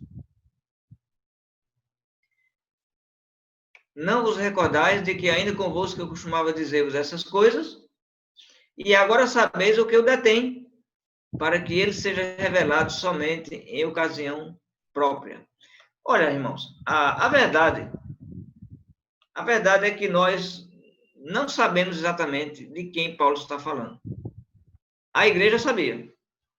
A igreja em Tessalonicenses sabia.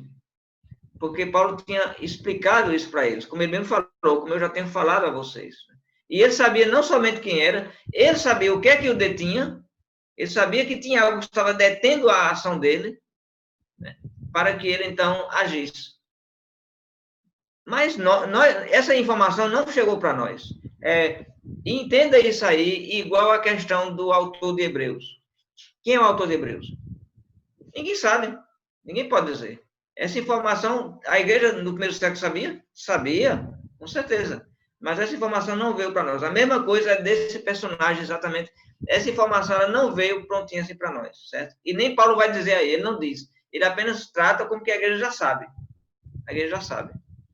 Mas ele vai dar algumas pistas que talvez nos ajudem. Então, vamos continuar aqui a leitura. Primeiramente, ele já deu algumas pistas aqui. Ele disse que ele vai ser alguém que vai se fazer como Deus, né?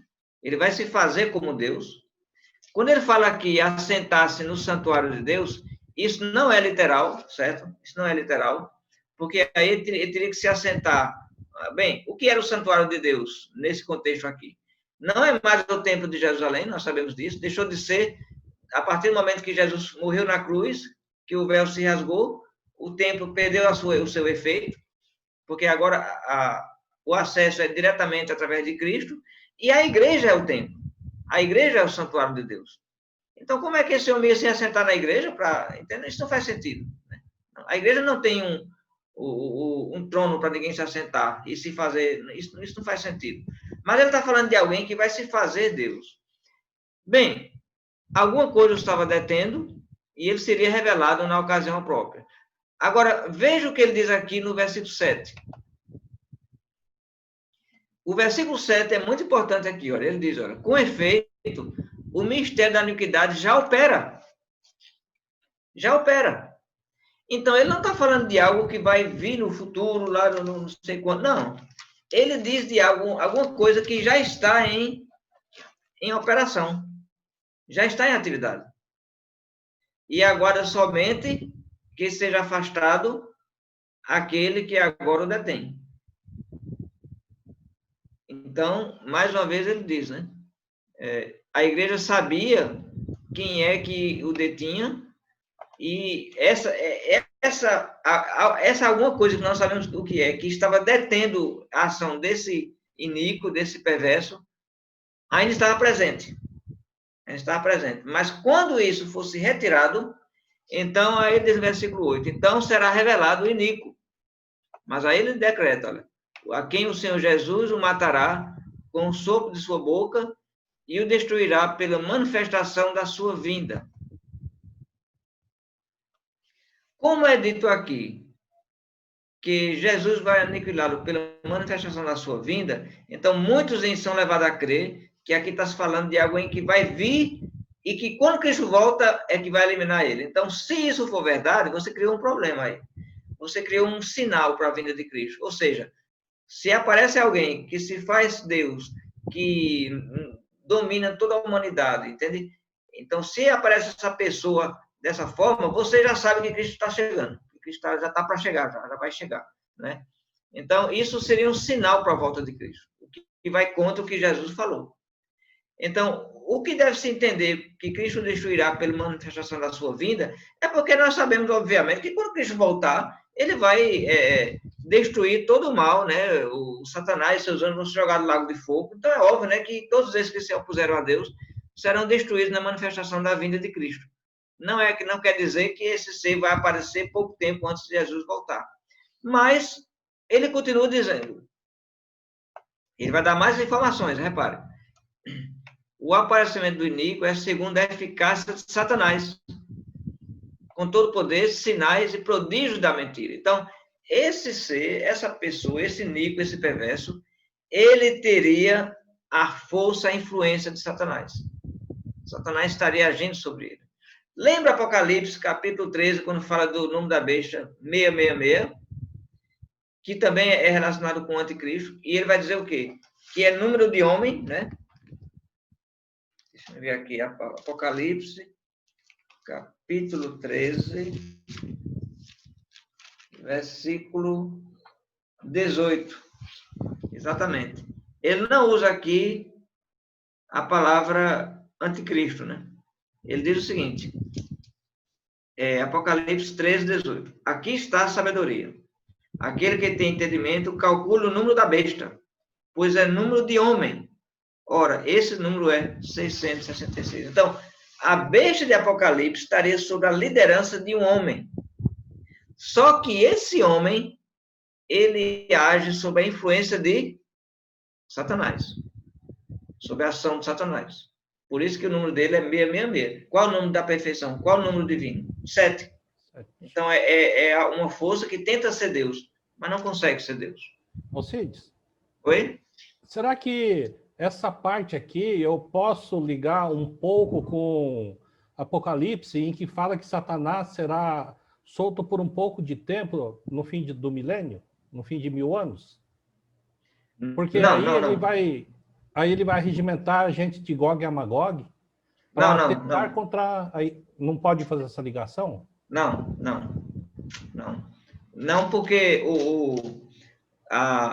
Satanás, a ação que ele fez, e que, segundo Paulo, iria fazer sobre esse homem, está vinculada a uma força que já estava em operação na época de Paulo. Entendeu? Enquanto que o final do milênio é praticamente a volta de Cristo. Então, aí... não vai de acordo com o que Paulo está dizendo aqui em Tessalonicenses. E a gente vai ver mais à frente por quê, né? Mas, basicamente, a chave aqui é quando Paulo vai dizer aqui no texto, no capítulo 2 de Tessalonicenses, ele vai dizer aqui, olha, esse mistério da iniquidade já opera. Então, esse poder já estava em operação. Ah, certo. Obrigado. Agora, esse maligno, esse ser terrível, ele ainda não tinha se manifestado. Porque alguma coisa ainda o estava impedindo. Mas ele iria se manifestar. E quando acontecesse, iria ser sob a ação de Satanás. E aí ele vai dizer, com sinais, prodígios, mentira, com engano de injustiça aos que perecem, porque não acolheram o amor da verdade para serem salvos. Ou seja, pessoas seriam enganadas por essa influência, por esse poder, por esse ser, seriam enganadas, seriam levadas a acreditar no seu poder divinal, né? E por conta disso, iriam rejeitar a mensagem da salvação. Aí Apocalipse não vai ter esse tempo, né? Não. Apocalipse é antes. Tá. Apocalipse, na verdade, já está, né? Está num período que antecede esse milênio. Porque o milênio começa, segundo Apocalipse, ele se relaciona com a prisão de Satanás, né? Com a prisão de Satanás. Aí, nesse ponto, nós temos duas linhas de interpretação. Que o milênio iniciou na ressurreição de Cristo, quando ele passou a reinar, então, aí entrou o milênio, e Apocalipse está apenas confirmando o reino de Cristo, e que no final do milênio, Satanás vai ser solto, mas só que depois da ressurreição de Cristo, Satanás vai ter uma ação muito forte, porque é ele que vai chamar esse poder. Em Apocalipse capítulo 13, ele tentou destruir Jesus desde o nascimento, lá no capítulo 12, não conseguiu. Ele tentou eliminar o ministério de Cristo, não conseguiu. Então, ele tenta destruir a igreja, jogou uma força contra a igreja, não conseguiu. Então, aí no capítulo 13, então, ele chega na areia do mar, o dragão, né? No capítulo 13, chega na areia do mar. E agora ele vai chamar um poder. Então, essa força de Satanás, quando ele vai ser preso lá no capítulo 20, ele vai ser impedido de fazer isso, o que ele fez, de chamar um poder para jogar contra o povo de Deus, contra a sua igreja. Ele vai ser impedido de fazer isso. E aí ele é colocado nesse tempo desses 1000 anos. Ele não vai poder fazer isso. Ele é detido, né? Ele é detido de fazer isso. Aqui em Tessalonicenses, isso não está acontecendo ainda. Isso ainda não está acontecendo. Mas esse poder já está presente. Já está presente, já opera. E é verdade. Então, você já está mais ou menos entendendo do que Paulo provavelmente estava falando. A Apocalipse fala de coisas que em breve vão acontecer. Apocalipse não está falando de coisas que estão acontecendo. Coisas que iriam acontecer, mas ele dá o tempo, pouco tempo. É pouco tempo. Então, pessoas iam ser enganadas, e aí o que é que Deus ia fazer? Bem, você quer mentira? Então tome mentira, né? É por isso que ele diz, olha, é por esse motivo, pois que Deus lhes manda a operação do erro, para darem crédito à mentira, a fim de serem julgados todos quantos não deram crédito à verdade, antes se deleitaram com a injustiça. Ou seja, Deus não age contra a vontade de ninguém. A mensagem do evangelho é pregada, mas a pessoa quer ser enganada, ela quer acreditar na mentira, então Deus manda a operação do erro. É como diz, né? É isso que você quer, é isso que você vai ter. E aí Paulo vai terminar, né, dando graças a Deus pela igreja e tudo, né? E ele consola a igreja. Então, irmãos, veja bem. Nós acreditamos que tem duas passagens da Bíblia que apontam para 2 Tessalonicenses capítulo 2. E estão falando da mesma pessoa. A pessoa que não é revelada aqui, ela é revelada com precisão em Daniel capítulo 7 e com mais exatidão ainda em Apocalipse capítulo 17. Então, você já pode notar aí que esses três textos se completam. Daniel, capítulo 7, Apocalipse, capítulo 17, e entre eles, 2 Tessalonicenses, capítulo 2. Bem, primeiro foi Daniel, capítulo 7. O que tem a ver Daniel, capítulo 7? Vai falar dessa mesma pessoa. Vai falar dessa mesma pessoa que vai agir sob o poder de Satanás, com todo engano, contra o povo de Deus. Se você puder abrir aí, eu estou abrindo aqui Daniel. Deixa eu fechar aqui.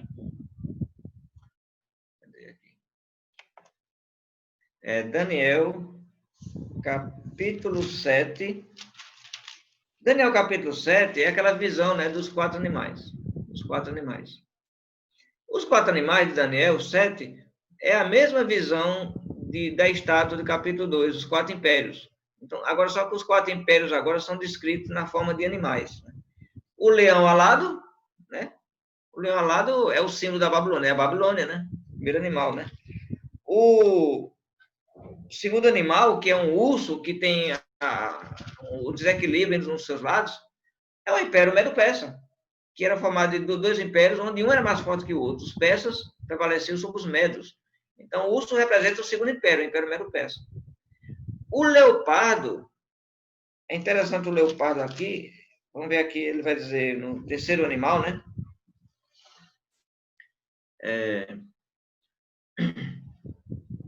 Exatamente, versículo 6. Depois disso, continuei olhando, e eis outro semelhante a um leopardo.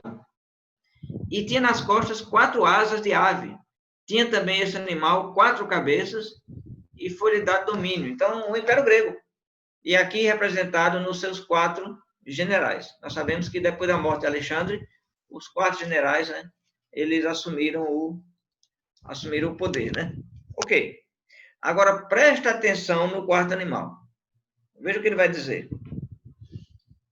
No versículo 7 de Daniel. Depois disso, eu continuava olhando nas visões da noite, e eis aqui o 4º animal, terrível, espantoso, sobremodo forte, o qual tinha grandes dentes de ferro. Ele devorava e fazia em pedaços, e pisava os pés, o que subejava. Era diferente dos outros animais que apareciam antes dele, e tinha 10 chifres. Esse animal aqui, ele é tão terrível que ele nem descreve que animal é. É um animal terrível, tem 10 chifres. Agora, presta atenção ao que acontece. Estando eu a observar os chifres, eis que entre eles subiu outro pequeno, diante do qual 3 dos primeiros chifres foram arrancados. E esse chifre havia olhos como de homem e uma boca que falava com insolência. E aí ele vai citar que veio um ancião de dias, né? Deus vai julgar esse animal com ele. Mas aí ele vai explicar mais aqui no versículo 15, porque ele ficou alarmado com esse 4º animal. E ele quer saber mais sobre esse chifre, esse pequeno chifre, que seria. Então, a resposta a ele vai ser dada aqui no versículo 20. Veja o que ele diz. e também a respeito dos 10 chifres que tinha na cabeça, e do outro que subiu, diante do qual caíram 3.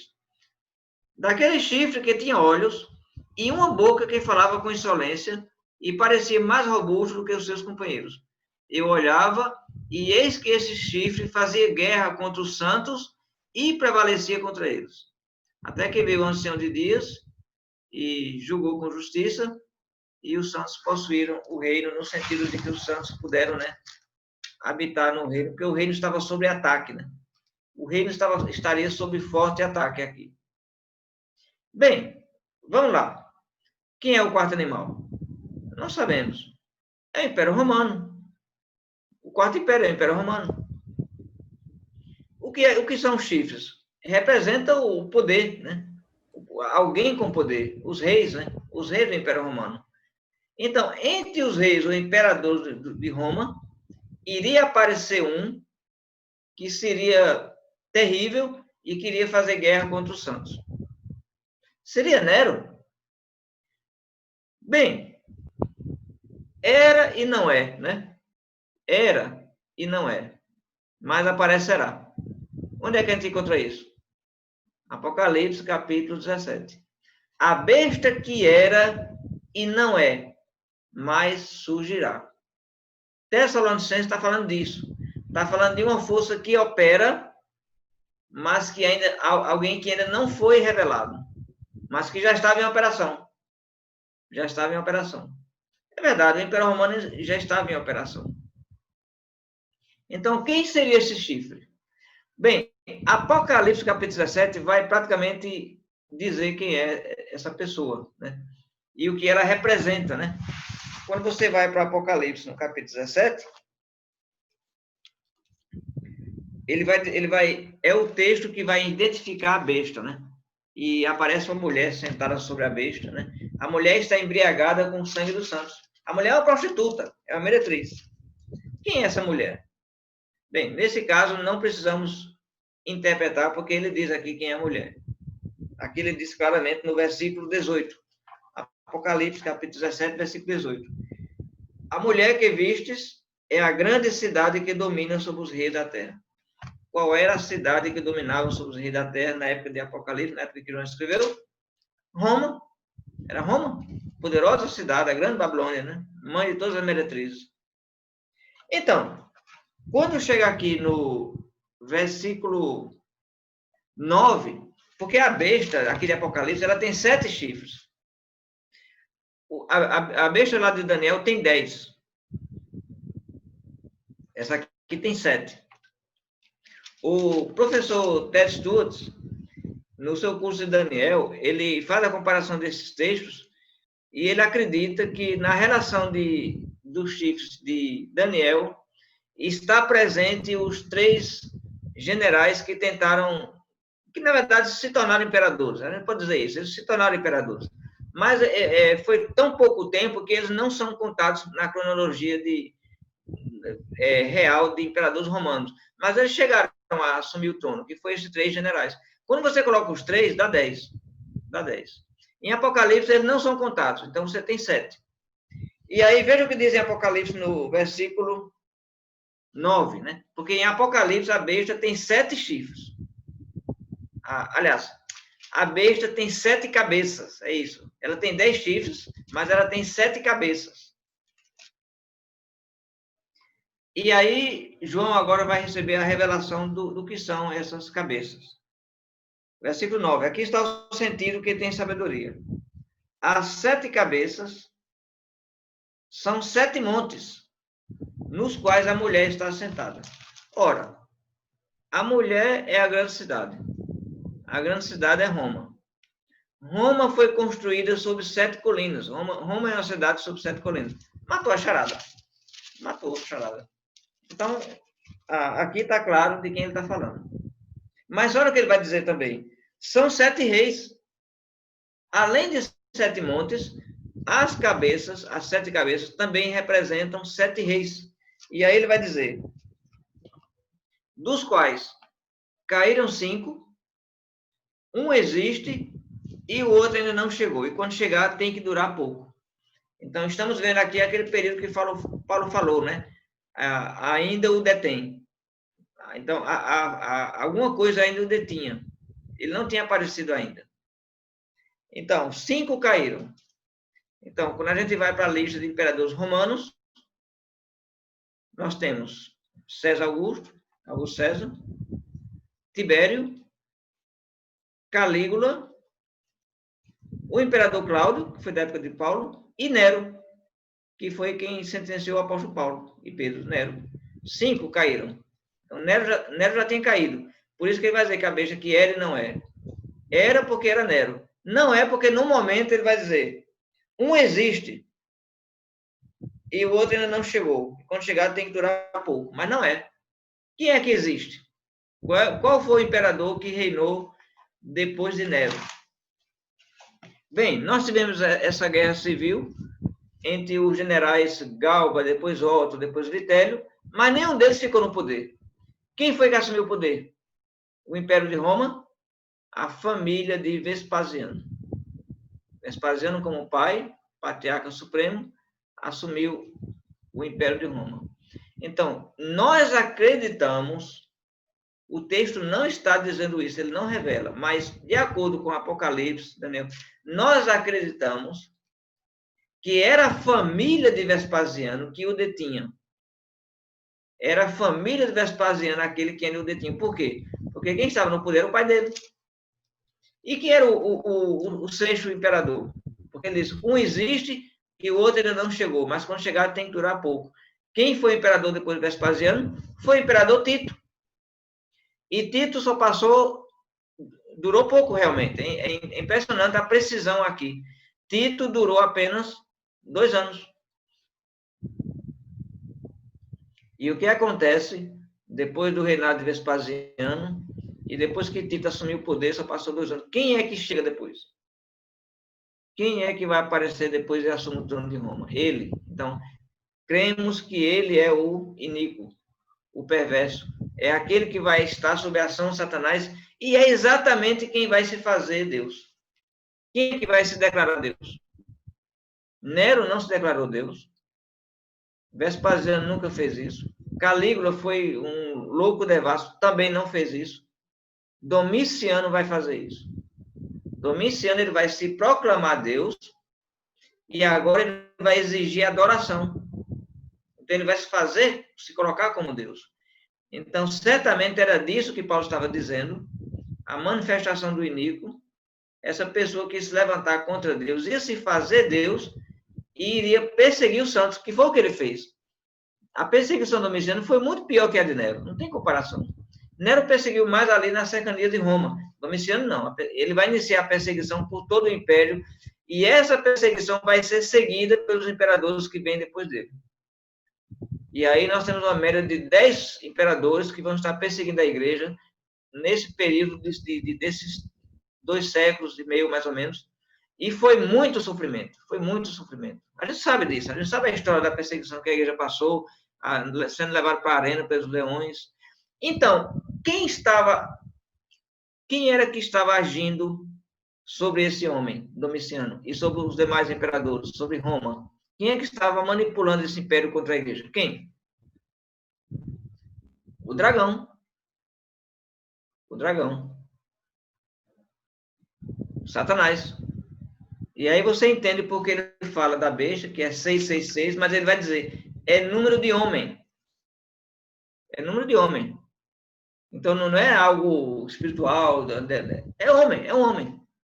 E que o Senhor vai matar com o sopro da sua boca. Então, Domiciano morreu, mas esse período negro de perseguição continuou sobre a igreja, até o último imperador, que também foi tão terrível como Domiciano, que foi Diocleciano, e aí acaba esse período. Então, depois da destruição de Roma, que cumpre Apocalipse 18, a queda da Babilônia, aí é descrito a prisão de Satanás. A prisão de Satanás é no sentido de quê? Do que diz o capítulo 20 de Apocalipse. Ele é impedido de enganar nações como ele fez. Então, ele não pode mais chegar agora na areia do mar e chamar uma nação contra a igreja. Ele não pode fazer isso. Ele está detido de fazer isso. Então, O anticristo aqui, no Novo Testamento, não parece ser alguém que vai vir no futuro. Mas o que Paulo fala é de uma força que já operava, algo que estava impedindo e de um ser que iria se manifestar. O que aconteceu depois, não sabemos, depois da história, né? João vai escrever Apocalipse, vai preparar a igreja vai ser preparada, atrás do livro do Apocalipse, para o pior período de perseguição que a igreja já passou. Pior período de perseguição que a igreja já passou. A gente não pode comparar nada com isso. E não foi 1 ano, 10 anos, 20 anos, foi mais de 2 séculos de perseguição. Agora, claro que tinha períodos que diminuiu um pouco, né? Não era inteiramente assim, 100% o tempo todo. Havia períodos que a igreja conseguia se estabilizar, mas sempre os imperadores com hostilidade e o cristianismo sendo considerado uma religião ilegal. Bem, após isso, irmãos, o último capítulo do nosso estudo o último capítulo... peraí, deixa eu ver, eu perdi aqui. Deixa eu ver aqui. O último capítulo do nosso estudo aqui é Tristes Conclusões, né? Tristes Conclusões. É tanto erro, é tanto absurdo, é tanta coisa fora do contexto, né? Que realmente a coisa fica muito complicada, porque você está... Jesus é rei, está no seu trono. Você está dizendo, não, Jesus não é rei, não está no seu trono. O reino veio. Você está dizendo, não, o reino não veio, o reino ainda vem. Mas então o que é a igreja? Não, a igreja é uma coisa temporária. Meu Deus, como é que você pode ser cristão? Como é que você pode louvar a Deus com um pensamento desse, né? Mas, infelizmente, são as piores conclusões que nós tiramos dessa doutrina, né? Então, embora a gente se refere aos denominacionais, que eles compram essa ideia, mas o ponto aqui para nós, como bem foi lembrado aqui, é que temos que olhar para a igreja e cuidar dos irmãos. Esse assunto tem que ser bem ensinado na igreja, certo? Para que os irmãos não sejam contaminados, porque temos irmãos que são, porque isso é o que se vê na internet e isso é o que se vê em todo lugar. Então, irmãos são muito contaminados com essas doutrinas erradas. Então, temos que ensinar isso para as igrejas, para os irmãos, para que eles entendam o que é o reino, entendam que Cristo reina, entendam que a igreja não é nada temporário, a igreja é o reino de Deus. Se você não entende o que a igreja é, você nem dá importância à igreja, na verdade. Eu só vou ler aqui, eu não vou ler todo o texto, né? Mas quais são as conclusões tristes? Primeiro, Cristo é destronado, né? Cristo é destronado, ele é tirado do trono, porque se ele vai reinar, ele não é rei. Se ele não é rei, ele não está no trono. Então, Cristo é destronado. O poder de Deus é limitado. O poder de Deus é limitado, é verdade. Cristo diz, toda autoridade me foi dada no céu e na terra. Aqui é dito, não. Toda autoridade, não. Você está agora indo contra o que Jesus falou, né? Toda autoridade vai ser dada quando? Quando Jesus voltar... perdi um pouco a voz. Quando ele voltar, quando tiver esse reino milenial, aí é que Jesus vai ter toda a autoridade. Outra conclusão. A igreja é um substituto. A igreja é um substituto. Não era a igreja. Não era a igreja que Deus tinha em mente. Era o reino terreno. Mas os judeus disseram, não queremos o reino, então a igreja ficou algo como substituto. Como pode uma coisa dessa? A igreja não é descrita assim na Bíblia. E as profecias do reino são nulas. As profecias do reino são nulas. Nada foi feito. Profecia de Daniel 2,44 não deu certo. As profecias de Isaías, Joel, né, a explicação de Pedro, Jesus dizendo, João Batista, o reino está próximo. Tudo errado. Tudo errado. Os escritores do Novo Testamento estavam confusos, mas imagina, eles estavam confusos. Eles estavam escrevendo coisas relacionadas ao reino e estava errado. Então, quando Paulo disse, ele nos libertou do império das trevas e nos transportou para o reino, estava errado. Não transportou para o reino, Paulo, você se enganou. Ainda vai fazer isso quando ele... Puxa vida. E pior, né? Deus faz acepção de pessoas. Por que Deus faz acepção de pessoas? Porque quando vier o reino, vai ter esse reino milenial, essa coisa toda, vai ter a salvação de Israel. Então, vai ter um privilégio para quem é de Israel. Quem é judeu vai ter um privilégio. Vai ter a salvação para os palestinos? Não. Vai ter a salvação para a Síria? Não. E a Jordânia, a Arábia Saudita? Não. Para Israel vai ter. Israel vai ser salvo. Então, Deus faz acepção de pessoas. Porque a palavra diz que Jesus morreu por todos. A salvação é para todos. Mas, no caso aí, a salvação vai ter um grupo especial, vai ter um privilégio. Gente, então, até na salvação, isso é influência. Cria um critério de salvação que não é o que é ensinado na Bíblia. E o pior de tudo, né? Cristo não veio morrer pelos pecados. Não. Cristo veio para reinar supremo em Jerusalém, no trono de Davi. Ele veio para isso. Mas como não deu certo, então aí ele morreu pelos pecados. Meu Deus. Rapaz, como é que pode? Como é que pode? Então, na verdade, o que parece ser simplesmente uma falta de entendimento no reino de Cristo, as consequências são muito sérias, né? Muito sérias. Desvirtua totalmente a doutrina de Cristo, né? O ensinamento sobre o reino de Cristo, né? Desvirtua completamente e cria um materialismo, né? Cria um materialismo, uma visão material do reino, né? Visão material do reino aqui na Terra.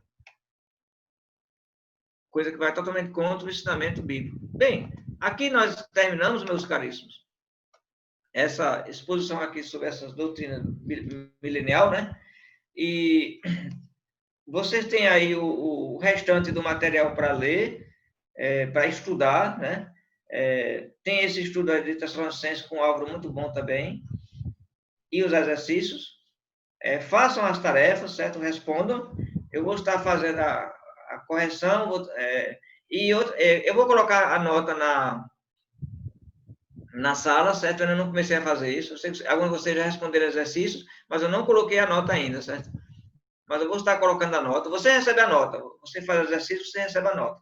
Mas na sala a nota não está ainda, certo? Eu vou colocar a nota na sala.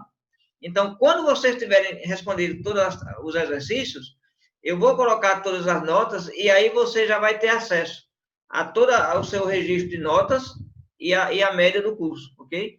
E aí vai ficar mais fácil, né? Até para fazer esse levantamento de notas aí, porque já é automático. A própria sala vai fazer isso, certo? Além do mais, eu quero agradecer a oportunidade de ensinar, né? Foi muito boa. Agradecer pelo presente de conclusão de curso que eu tive. O presente de conclusão de curso, maravilhoso. E vou aproveitar já, né? Já vou terminar aqui, eu já vou comemorar, né? Já vou comemorar aqui que chegou numa boa hora. Tem coisa melhor do que estar com fome e ter um presente desse. Muito obrigado a vocês, certo? E que Deus possa abençoar muito vocês aí na fé, no trabalho, na perseverança. Eu sei que a luta é grande, certo? Eu sei que tem muitos desafios pela frente. E que Deus possa abençoar muito a todos vocês aí. Amém, Luiz. Obrigado também a vocês. E que Deus abençoe a todos. Muito bom, viu, professor? Que Deus continue te dando a sabedoria, te abençoe, o senhor e sua família, e que o senhor continue firme nos caminhos do Senhor, ensinando. A gente está muito feliz pelos ensinamentos e esperamos que, quando acabar essa pandemia, o senhor venha fazer uma visita para nós. Eita, eu quero sim. Campinas, eu quero sim. Mas já vamos convidar o senhor para um próximo aí. Obrigado mesmo, viu? Muito agradecido, muito conhecimento que o senhor nos passou e a gente está muito grato aí. Núcleo Amém. Próximo ano... O São Bernardo agradece o senhor aí. Próximo ano, se tiver a questão aí do CRE, né? Se tiver do CRE, eu vou ter chance de ir com certeza. Com certeza. E aí, né? Quem sabe dar uma passada aí e conhecer vocês. Minha casa está de portas abertas. Eita, beleza. Vou fazer uma visita. Muito bom, muito bom. Obrigado, Alcides, pelo seu Falou, Walter. Prazer aí. Obrigado a todos. A João Barbosa. Para poder nos ensinar. Obrigado, viu? Maria Elisa. Obrigada, professor. Valeu. Valeu. Quem mais aqui? O Ronaldo, né? O Ronaldo, Matheus Oliveira, né? Sempre troca aí as ideias aí dos cursos online, Matheus Oliveira, Patrícia, Christian e Maria Lisa. Exatamente, pronto, ok. E o João Barbosa. João Barbosa também, né? Não é o Rui Barbosa, né? É quase, né? Quase. Esse aí é o ruim, esse é o ruim Barbosa. É o Rui Barbosa, né? Ruim, é. É isso aí. Bem, eu queria alguém para fazer uma oração para nós concluirmos. Alguém quer orar? Walter, pode finalizar com a oração, Walter? Podemos orar. Amém. Senhor, nosso Deus e nosso Pai, graças te damos por mais esta oportunidade de estarmos estudando a Tua Palavra, para podermos também passar a outras pessoas, querido Deus, e não somente isso, mas estarmos aprendendo a não misturar as coisas na Bíblia, e temos essa obrigação de estudar a palavra para entender e não ficar esperando por falsas promessas e nem temendo por falsos temores também. Que o Senhor possa abençoar, como já tem abençoado o nosso querido irmão Alcides, que tem se empenhado em ensinar a tua palavra, para que o mundo todo venha conhecer e assim agilizar a vinda do teu filho Jesus. Que todos nós possamos ser ferramentas para esse objetivo, espalhar o teu evangelho e assim fazendo com que o teu reino venha mais rápido. Te agradecemos, papai, por esta imensa oportunidade e te agradecemos no nome de Jesus. Amém. Amém. Amém. Olha, eu não coloquei prazo para os exercícios finais, certo? Eu não sei se vocês, com a questão de prazo aí, se vocês quiserem, eu posso colocar um prazo no último exercício para uma semana, 15 dias, qualquer coisa você me avisa aí, né, Luísa me avisa, né, e me fala, certo? Mas quando concluírem, vai ser ótimo para mim, porque quando eu for fechar notas, eu preciso fechar nota de todos, né? De todos, certo? Então, se tem algum outro faltando, aí acaba atrapalhando, né? Então, talvez, Luísa, você possa dar um prazo aí, certo, para a turma, um prazo razoável aí, dentro do contexto aí de vocês, para vocês concluírem com tranquilidade os exercícios, e aí, quando terminar esse prazo, eu vou fechar a nota direitinho, e aí todo mundo vai ter acesso às suas notas, à sua média, né? Fica legal assim, né? Então, professor, já pode fechar nossa média até a meia-noite, já entregamos, já, viu? Já fizeram tudo, né? Pronto. Então, já tem gente que já está salvo aí. Tem gente que já tá passou do milênio. Já passou do milênio, já. Né? Mas eu sei que outros ainda estão no milênio ainda. Outros ainda estão no milênio, estão cumprindo os anos, né? Então, tem mais ou menos de 1000 anos aí para terminar aí. Mas obrigado, Luísa vai professor. assessorar isso aí. Um abraço. Valeu. Abraço, pessoal. Uma boa noite, um bom descanso. Um prazer aí. Casa tá bonita aí, ó. Muito bom aí. É isso aí.